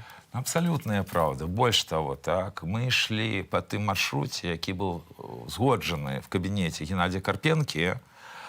Он на той момент еще был же парламент, Верховный Совет. Он был тогда вице-спикером Верховного Совета 13 скликания. И на этой встрече с кіраўніцтвом фронта в его кабинете были и кіраўнік Менской милиции, и представник прокуратуры, и нехто молчаливый. Я так думаю, что это кто-то был с органов. И не глядя то, что мы шли уже по узгодненному маршруту, была незаконная заборона горвыканкама Чернобыльского шляха, вот, все равно вы можете бачить, что нам зрабили. И натурально там были провокации, там специально подставлены были эти 2 машины. Это криминальная справа. Я ж матэрыялы глядзел. Гэтая крымінальная справа была збуджана загадзя супраць всего кіраўніцтва Беларускага народнага фронта. А пасля 26 красавіка паралельна яшчэ была справа супраць украінцаў, якія прыехалі в знак салідарнасці з беларусамі, якія в адрозненне ад нас атрымалі рэальныя тэрміны. Ну вось украінцы, з таго, што я ведаю, яны прыехалі у тым ліку, каб не дапусціць, дапамагчы беларусам не дапусціць анексіі Беларусі Расіі, вось, таму што у знак салідарнасці. Ну, справа ў тым, што, напрыклад, той момант я кіраваў выканаўчай структурай Беларускага народнага фронта і непасрэдна арганізоўваў гэты чарнобыльскі шлях, як і папярэдню Дзень волі, так. И я не ведал, что приедут с Украины группы, так.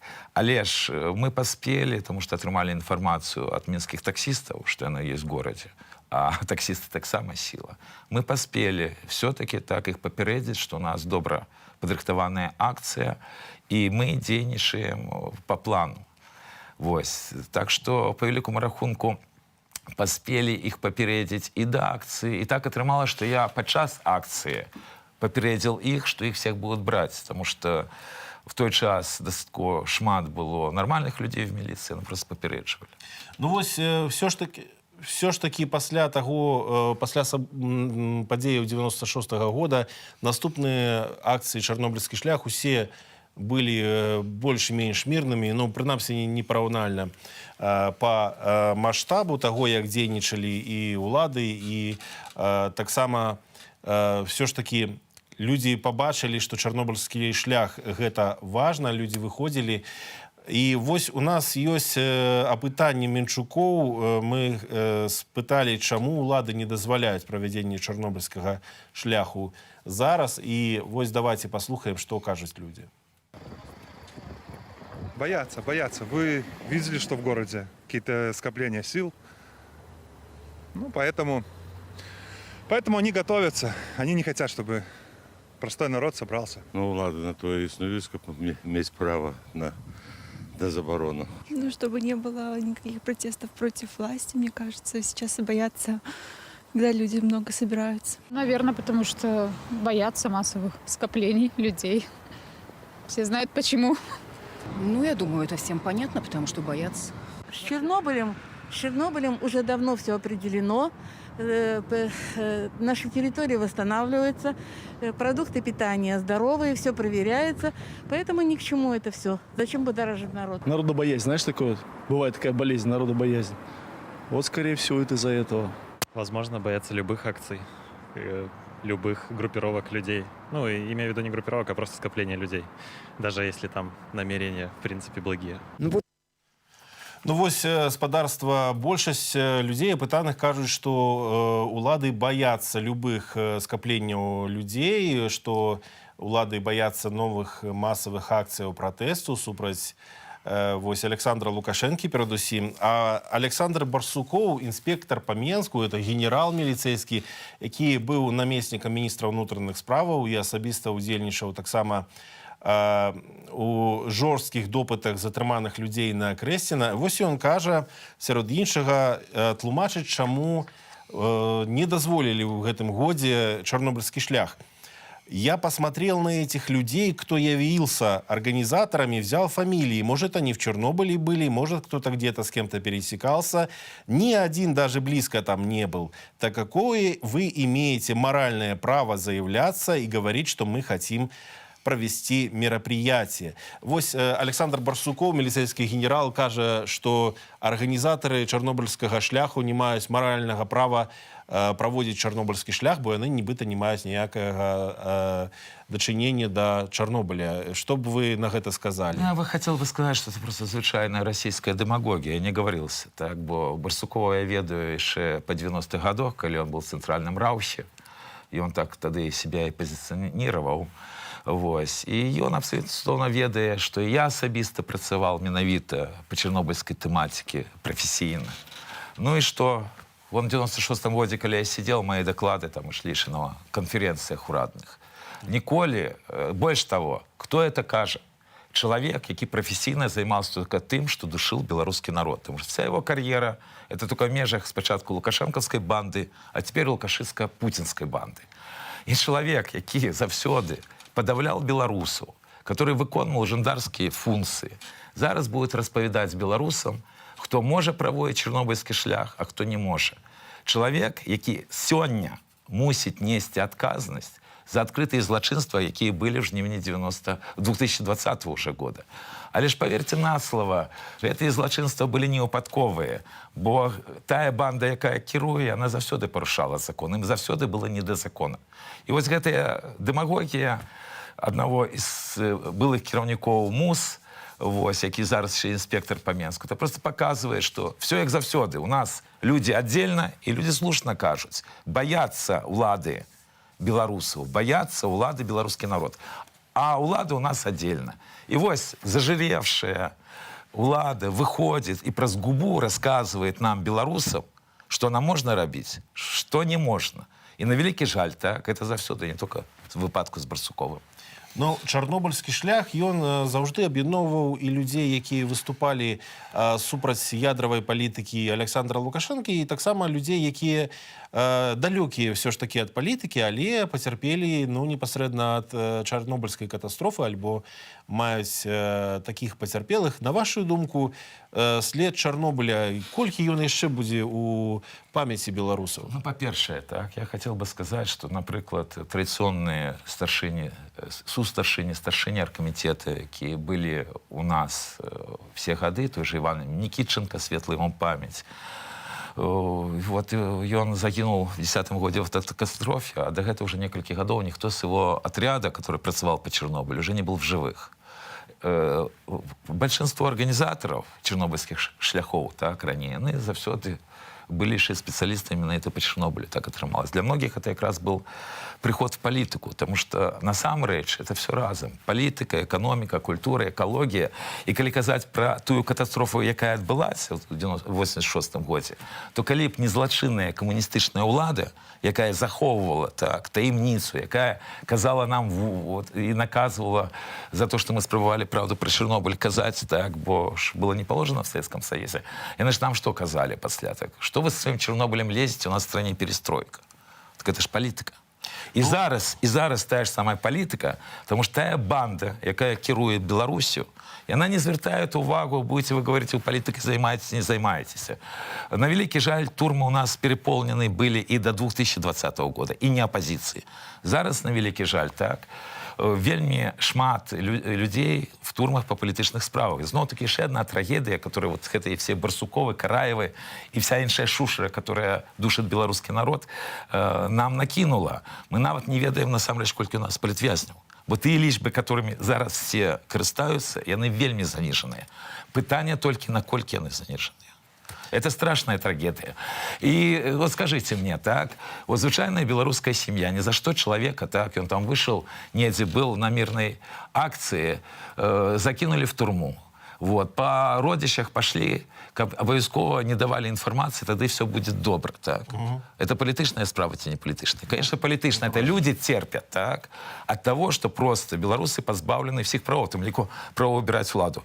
Чернобыльской шляхом то же самое. Это всеагульнае уже давно, это в гісторыі уже ёсць гэтае мерапрыемства, это сапраўды памяць о тых, хто загінул, это папярэджанне тым, хто еще беларусам, хто народзіцца. І што ж гэтыя людзі, так, якія незаконна атрымаюць уладу, робяць? Яны нават мінімальнай колькасці людзей па Менску баяцца дазволіць прайсці. І яшчэ вот так вот нахабна, як Барсуков, гэта все каментуюць.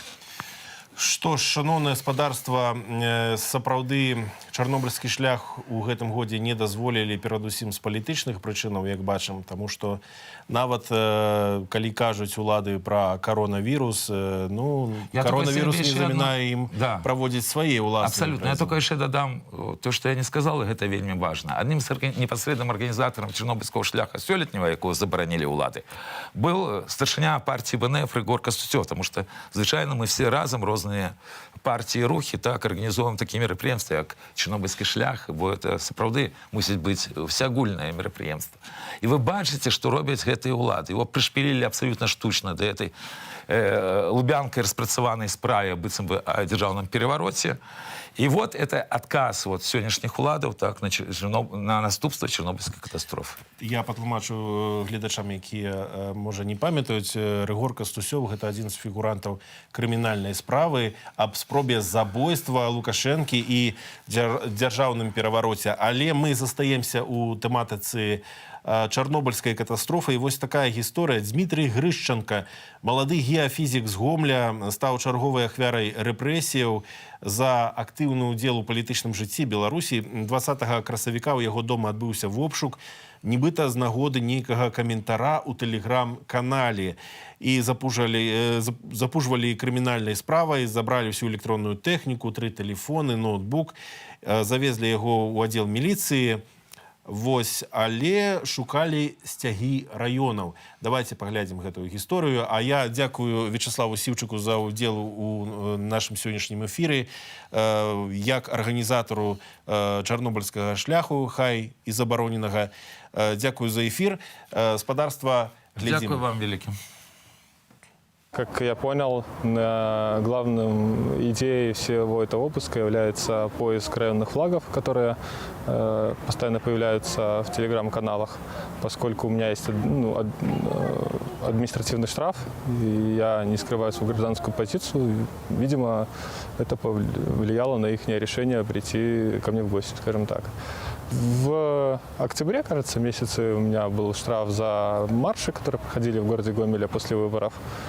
Ну и, собственно, и так я попал, видимо, или в базу, или просто ко мне начали повышенное внимание. И также в момент, когда была всеобщая стачка, я записывал видео своей гражданской позиции о том, что на многих специалистов оказывается давление, и как бы по линии там, МВД или исполкомов, как бы, что нужно не бояться выражаться в гражданскую позицию. Достаточно культурно себя вели на самом деле. Как я понял из бумаги, которую мне предоставили, это было подписано ГУБОПиком, сотрудник, причина обыска. Довольно культурно осмотрели всю квартиру в присутствии понятых. Я позвонил адвокату, он сказал, что в принципе, как практика показывает, его участие сейчас особо ничего не дает. Явно их интересовала символика и электронная техника. Я думаю, что после моего видеообращения, если и будут в будущем последствия, то они еще проявятся. Так я лишен всех стимулирующих выплат. И как бы финансовая часть на меня уже очень приятно влияет. В будущем надеюсь на хороший исход, потому что я люблю свою профессию. А если нет, как это кормит голова и руки, а работу мы всегда найдем. Мне кажется, сейчас то, что называется гражданской позицией, является позицией общечеловеческой.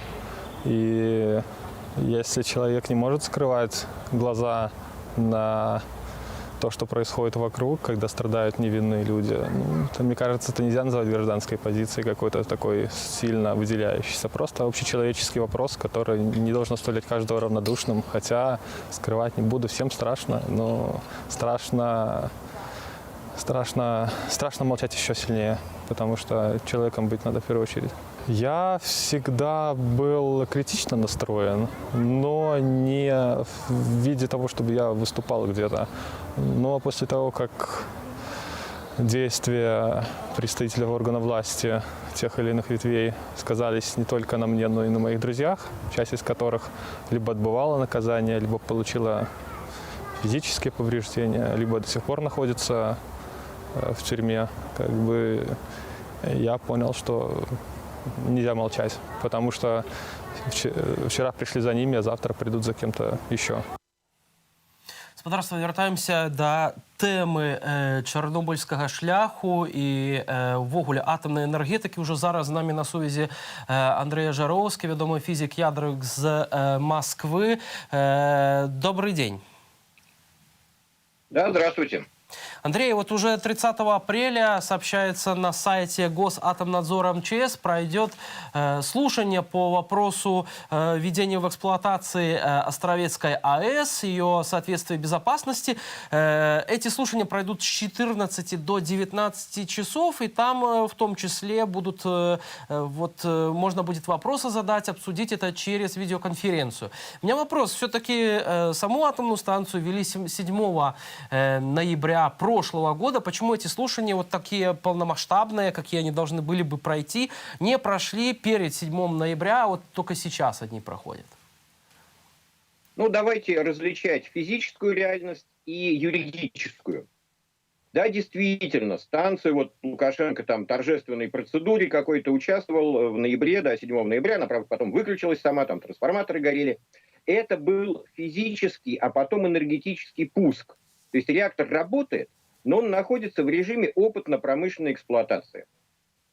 Это означает, что юридически станция не введена в эксплуатацию. Нету пока такой станции. И когда, я надеюсь, что не 9 мая, но в ближайшее время кто-нибудь подпишет акт о вводе в эксплуатацию первого энергоблока Островецкой атомной станции, ровно с этого момента юридически станция заработает. И с этого момента Беларусь сразу включится в такое долговое обязательство, да, значит, вы начнете быть должны еще эти 10 или там чуть меньше миллиардов евро России за то, что все это безобразие построили. И слушание – это часть этой процедуры. Я, кстати, подал заявку, я надеюсь участвовать в этих слушаниях. Будет забавно, если меня снова арестуют. Я напомню, что когда я пытался критиковать идею строить атомную станцию на слушаниях в Островце, там слушания проходили в режиме такой спецоперации милицейской, и меня просто обвинили в хулиганстве за то, что я пытался критиковать атомную станцию на слушаниях по атомной станции. А сейчас я всем советую, все, кто нас слушает, сходите на сайт Госатомнадзора, подайте заявку на участие. Это не только в Островце, это в Минске можно участвовать, в других городах, там назначены какие-то места, где будет видеосвязь. И надо не просто задавать вопросы, надо говорить о том, что станция-то не нужна, Станция эта опасная, станция строилась с существенными нарушениями. И что самое такое вот важное сейчас, проблема радиоактивных отходов, отработавшего ядерного топлива, ни разу не решена. И все это создает огромные проблемы. То есть еще, как ни странно, юридически станции не существует, и еще не поздно от нее, в общем-то, отказаться. Правда, мало я в это верю, но потребовать это вполне уместно прямо на слушаниях. Ну вось у пытанні гэтых ядравых адкідаў сховішча пакуль няма, і улады кажуць, што яшчэ 10 гадоў трэба, каб можна 10 гадоў ніякага сховішча для адкідаў не рабіць. Можна яшчэ падтрымаць на атамнай электрастанцыі. Наколькі гэта ўвогуле рэальна? Ну, внутри атомной станции, прямо в проекте, есть хранилище, временные хранилища и отработавшего ядерного топлива, самого опасного вида отходов, и других видов радиоактивных отходов, ну, газообразные напрямую в трубу выбрасываются, видели такие высокие трубы там. Да, действительно, 10 лет можно ждать, но на строительство вот этих вот объектов по обращению с отработавшим ядерным топливом, с другими радиоактивными отходами уйдут значительные деньги. Вот там они вроде как уже сказали, что около $1 миллиарда на это пойдет, ну, возможно, в 10 раз больше. И очень интересный вопрос, где же деньги будут брать? И главное, по каким проектам вот эти вот хранилища временные будут строиться. Я напомню, что постоянных хранилищ для высокоактивных радиоактивных отходов атомной энергетики нет ни в одной стране мира. Финляндия только начала строить. Есть большие сомнения в том, что вот глубинное захоронение в принципе сработает, что это адекватный метод. Ведь в мире нет понимания, что делать с радиоактивными отходами. Посмотрим, как будут белорусские атомщики из этого выкручиваться. Но пока, да, вот такое отложенное решение. В принципе, атомные же станции создают проблемы не только для нынешнего поколения живущих на Земле людей, но и для будущих поколений. Вот проблема с радиоактивными отходами, она как раз такая вот опасная посылка в будущее. Ну а вот на ваш взгляд, вот если возвращаясь к этим слушаниям, которые должны пройти 30 апреля, означает ли о том, что эти слушания просто будут проведены формально? То есть, ну, все равно известно, что Лукашенко не отступит, и власти Беларуси уже впрямую заявили, что будут чуть ли не вторую станцию строить. Или все-таки надежда есть, что власти могут прислушаться вот к мнению профессионалов, в том числе, если вам удастся поучаствовать в видео этой конференции, и все-таки, ну, пока что не пускать ее в полную мощь, эту атомную станцию, которая, ну, то и дело отключается каждую неделю. Ну, власти действительно демонстрируют какое-то безумие просто. Вот говорят о 2-й, 3-й, 4-й, 5-й, 10-й атомной станции. Ну, бог им судья. Про Александра Григорьевича могу сказать, он же не зря подписывает некоторые документы на случай своей безвременной кончины. Не все еще решено, ему еще дожить надо до 30-го или там до следующего числа. Что-то знает человек, если уже о смерти начал думать. Но если вернуться серьезно к вопросу, ситуация ужасная. Конечно, слушания, я предполагаю, что слушания будут крайне формальные, возможно, многих людей не пустят, но для этого надо, чтобы люди подавали заявки, им писали отказы, тогда мы будем это как-то протестовывать. Поэтому еще раз, кто нас слушает, пишите заявки, идите на сайт, находите эту форму заявки, заявляйтесь на слушание, требуйте выступления, требуйте времени для выступления. А если не будут на это обращать внимание, ну что ж сказать, делай, что должен, и будь, что будет. По крайней мере, мы не должны молчать. Мы не должны принимать как данность. Вот Росатом построил эту одну станцию, там теперь 2-й блок будет строить, потом 10-ю, 5-ю. Надо высказывать свою точку зрения. Атомная станция опасная, она не нужна для экономики, она не нужна для энергетики. Видите, там предприятия заставляют вырабатывать план повышения потребления электроэнергии. Это значит, это такое доказательство нашей правоты, что это, в общем-то, лишняя генерация.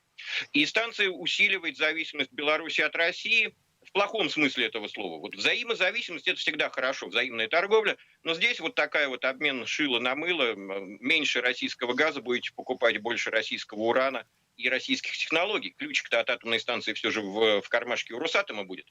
Поэтому, ну что делать? Процедура. Будем участвовать.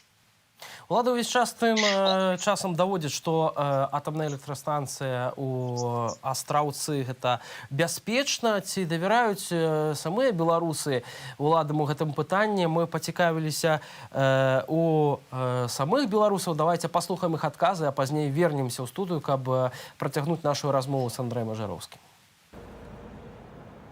принципе, я думаю, да. Вполне можно доверять в этом вопросе. Ну, несмотря на то, что у нас там открылась новая станция, вот эта вот атомная.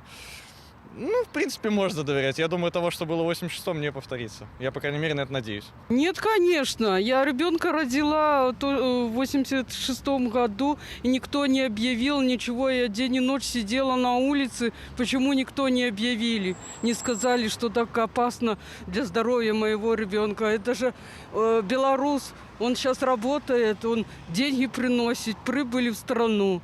Никто не заботится о людях. Властям я в принципе не доверяю, поэтому, наверное, в радиационном вопросе тоже не доверяю. Потому что нас кругом обманывают. Постоянно от нас все это скрывается, информация, утаивается, поэтому не особо доверяю. Нашим властям, то есть, как бы, я вообще не доверяю, то есть, как бы, ни по какому вопросу. Ну, вообще, то есть, как бы, на данный момент, то есть, вообще нету никакого доверия. Как-то тяп-ляп и готово, как говорится. Ну, как-то построили, как-то и будет работать, как-то и будем выживать. Мы же Беларусь. Ну вот, неяк пабудавалі, неяк будем жить. Спадарства з нами на сувязі Андрей Ажаровский, физик-ядровик из Москвы. Андрей, вот как бы вы прокомментировали такую новость, что Александр Лукашенко заявил, что надо сделать очередной шаг в развитии пострадавших чернобыльских районов.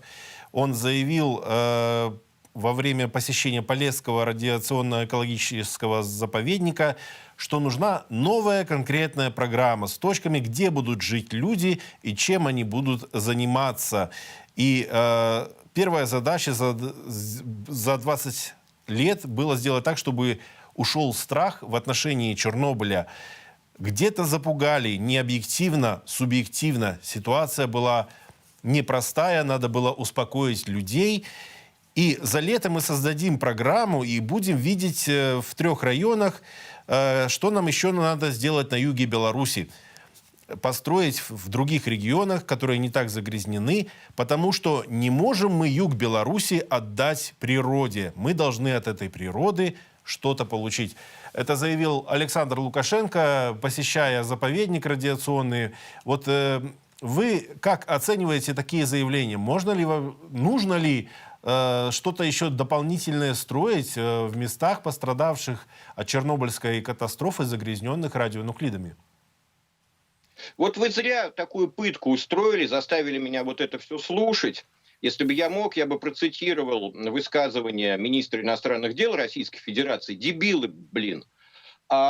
Людей надо защищать от негативного воздействия, в том числе от радиационного. Гнать людей на зараженные территории, даже если уровень чуть ниже, чем установленный законодательством, это преступление. Не надо это делать. Белорусы уже подверглись воздействию радиации в результате аварии, случившейся 35 лет назад на Чернобыльской атомной станции. И не стоит проводить такие эксперименты. Вот человек, которого вы цитировали, сказал, что это плохо отдавать территорию природе. Да может, это и хорошо. Через 300 лет цезий, стронций распадутся почти полностью, и тогда можно будет говорить о возвращении на загрязненные Чернобылем участки. Сейчас не надо лезть ни в Чернобыльскую зону, ни в Краснопольский район Могилевской области. А я напомню, в 200 километрах от взорвавшегося реактора там есть участки, где невозможно людям жить по действующим нормативам. То есть зона воздействия атомных станций вот такая, 100-200 километров. И, конечно, я расцениваю вот эту цитату Лукашенко как призыв врать. Вот он просто сказал: мы будем врать. Мы не будем говорить людям правду, мы не будем говорить об опасности радиации. Радиация незаметна. Нам надо черного кабеля отмыть до бела, да, то есть представить атомную энергетику как чистую и безопасную, поэтому будем так говорить. Еще, если позволите, я прокомментирую вот ваши видео с улиц. Это просто неграмотно называть атомную станцию безопасной. Это радиационно и ядерно опасный объект, по крайней мере, в нормативной документации России так выглядит. А пропагандисты, ну да, они и будут врать. Ну, верховный пропагандист, вы его сейчас цитировали, он и будет говорить, что атомная станция безопасна, но новые реакторы безопасны. Конечно, нет. Конечно, нет, они опасны, и опасность продолжается, и спустя 35 лет после аварии будет продолжаться дальше. И Островецкая станция, даже если не взорвется, все равно будет представлять опасность. И радиоактивные отходы, и газоаэрозольные выбросы, которые будут неизбежно идти через вот эти высокие трубы, полосатые такие. Все это очень, очень опасно, и мне очень жалко, что Росатом имеет такое вот, я уж не знаю, воздействие на Лукашенко, на других руководителей, которые просто повторяют вот эти сказки атомщиков о том, что вот атомные станции нужны. Да не нужны они никому. Посмотрите на Литву, как красиво Литва закрыла свою Игналинскую атомную станцию, как красиво отказалась строить новую японскую станцию. Вот так надо поступать. Научитесь у соседей. Ну вот чиновники постоянно говорят, что атомная станция в Островце, она соответствует стандартам МАГАТЭ, Международной организации по атомной энергетике. Но насколько эти параметры могут нас защитить? Ну, бумагой от радиации защититься невозможно. Я напомню, что стандартам МАГАТЭ соответствовала и Чернобыльская атомная станция, и Фукусимская. МАГАТЭ не надо входить в какие-то неправильные представления. МАГАТЭ – это лоббистская структура. Второй параграф устава МАГАТЭ говорит о том, что цель организации способствует всемирному использованию атомной энергетики в мирных целях везде. Они и способствуют. МАГАТЭ всегда будет говорить, любая атомная станция хорошая, соответствует нашим стандартам, которые мы, как клуб вот таких атомщиков, клуб Росатомов разных стран, мы установили. Поэтому надо как-то спокойно относиться к рекламным заявлениям. Ну, вы же не верите рекламе, там, я уж не знаю, зубной пасты, что вы почистите зубы, и у вас сразу все засияет. Ну, так и с атомной энергетикой. Не верьте атомщикам, врут они очень часто. Скажите, ці означае гэта, што ўсё ж таки власти Беларуси так и не засвоили уроков Чернобыльской катастрофы, которая произошла 35 лет назад, и что в ближайшем будущем, вот какая политика государственная, если, конечно, Лукашенко будет ее и дальше проводить, мы можем наблюдать? Ну, к моему большому сожалению, да, вот я наблюдаю за этим с 2008 года, с момента, как только начались разговоры о строительстве атомной станции. Действительно, Лукашенко, власти Беларуси выступают как такие агенты Росатома, вот просто рекламные агенты, они просто бездумно воспроизводят всякие там сказки, которые им из Москвы присылают.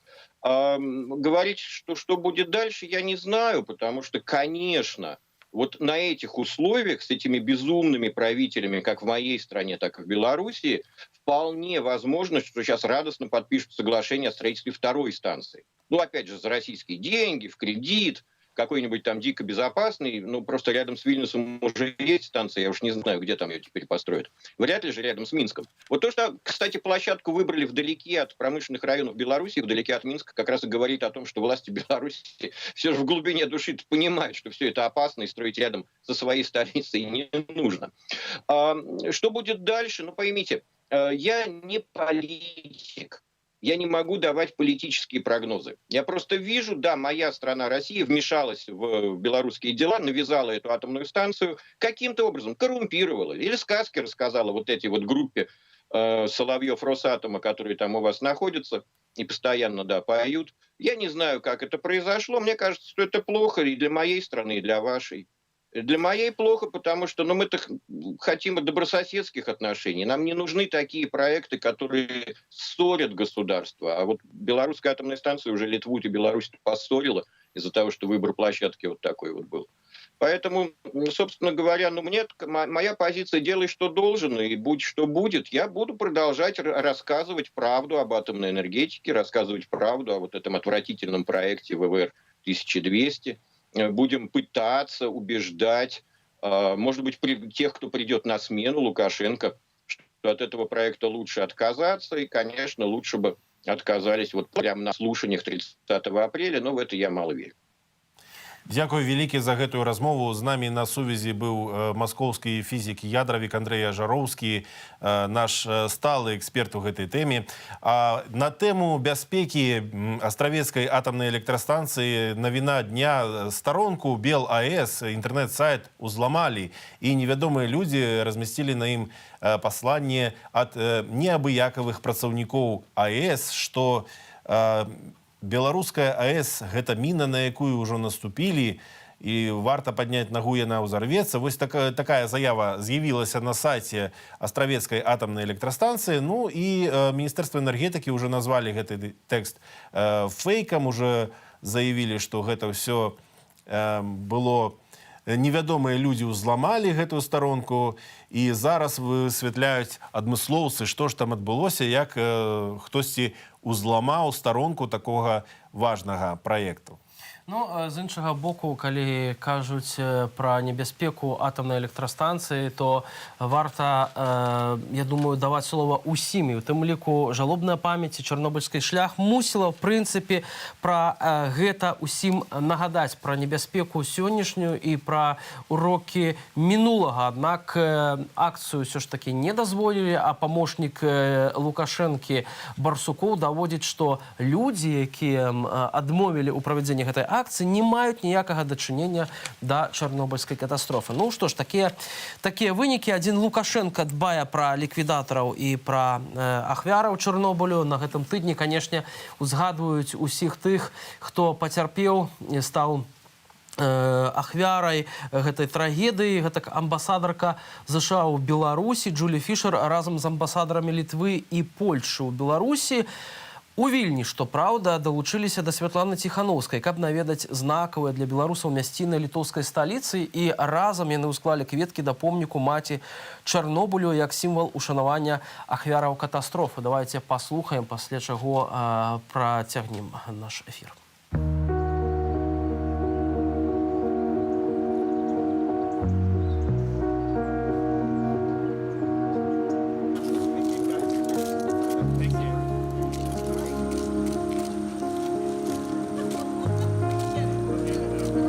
Я же сама родилась в Чернобыльской зоне, и для нас это тоже была боль, которая коснулась непосредственно нас. Но спустя 35 лет мы, учитывая вот этот опыт, должны смотреть в будущее и не допускать тех же ошибок.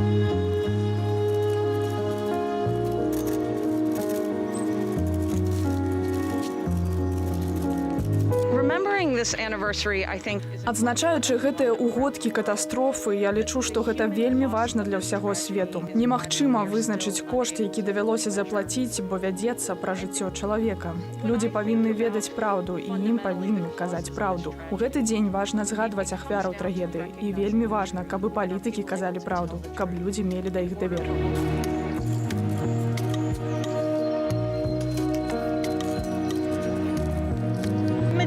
Dzisiaj się spotkaliśmy z państwem ambasadorami. Сёння мы сустрэліся з амбасадарамі краінаў, каб згадаць тую вялікую трагедыю беларускага народу, што адбылася яшчэ пад канец праўлення камунізму. Нашыя сэрцы з тымі, хто пацярпеў праз здарэнне. Мы выказваем салідарнасць і мусім памятаць пра гэты гістарычны момант, які таксама нас зблізіў.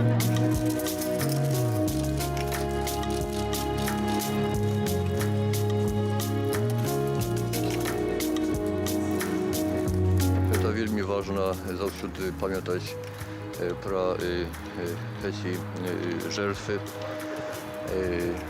Мы усе переживали это и в Польше, и в Литве, конечно, и в Беларуси, и в Украине. Многие пострадали, и это, конечно, тоже такой сигнал, что надо помнить, что в будущем надо все делать всегда так, чтобы все было очень корректно, чтобы все было безопасно.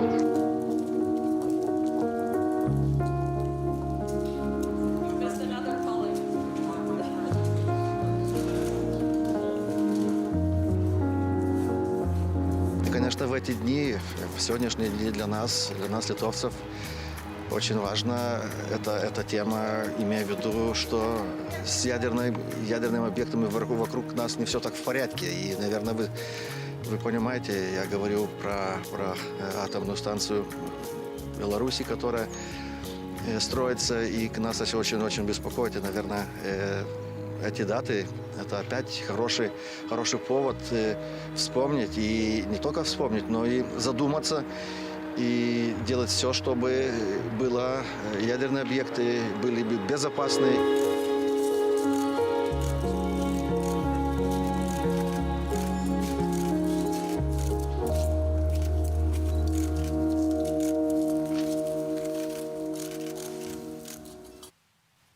Вяртаемся ў Беларусь. У гэтую пятніцу ў Мінскім гарадскім судзе адбылася паседжанне ў справе апеляцыі нашых каляжанак Кацярыны Андрэевай і Дар'і Чульцовай.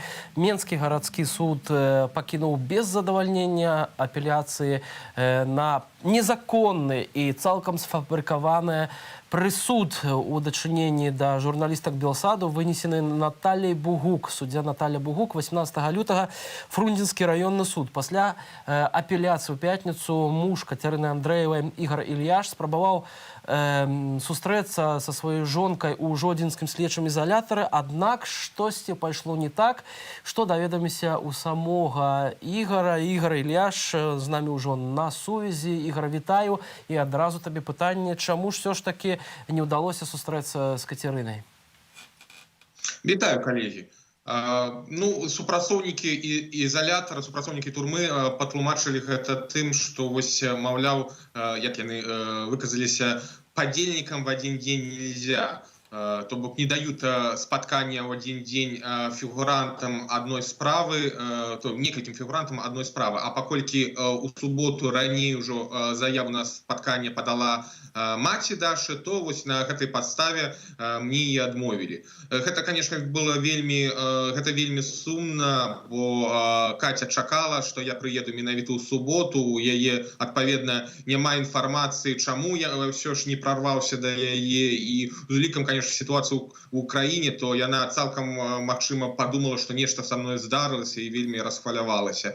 Але буду спрабаваць на наступным тыдні прорвацца зноў на спатканні. Яшчэ вось гэты дазвол, які выдал Менгарсуд, ён дзейнічае, і я спадзяюся, што вось на наступным тыдні нарэшце ўсё ж атрымаецца пабачыцца, паразмаўляць з Кацей.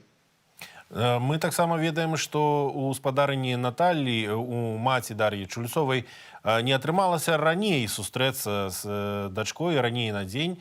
Ёсць такая інфармацыя? Так, насамрэч, як паказвае практыка, у прынцыпе, вось працэдура атрымання спаткання ў Жодзінскай турме, яна значна больш складаная, чым, напрыклад, на Валадарцы. Вось маці Дашы, яна спачатку прыехала ў дзень апеляцыі, адразу пасля суду паехала яна ў Жодзіна, але тады ёй адмовілі, спаслаўшыся на тое, што няма нібыта месцаў. А на наступны дзень яна прыехала а 8 раніцы, падала заяву, але далі ёй спатканне з Дашай толькі пасля обеду, то бок чалавек чакаў гэтага спаткання ад самай раніцы. Але, дзякуй Богу, ўсё ж атрымалася учора маці Дашы пабачыць дачку. Яна сказала, што Даша знаходзіцца ў такім бодрым настроі, вось, і ўсё добра сябе адчувае і перадае ўсім прывітанне. Ігор, ужо, канешне, размаўлялі ў пятніцу падчас гэтага эфіру з табой наконт тваіх уражанняў ад гэтай апеляцыі, ад гэтага паседжання. Я думаю, што варта ўсё ж такі нагадаць нашым гледачам, што там адбывалася ў Мінскім гарадскім судзе, якія довады гучалі і агулам твае ўражанні ад гэтага працэсу. Ёсць такая яскравая дэталь, якая дэманструе, наколькі фармальным быў гэтае судовае паседжанне. Бо Кацю і Дашу іх не далучылі да гэтага судового паседжання ні персанальна, то бок іх не этапавалі з Жодзіна ў Менск, ні нават па відэасувязі.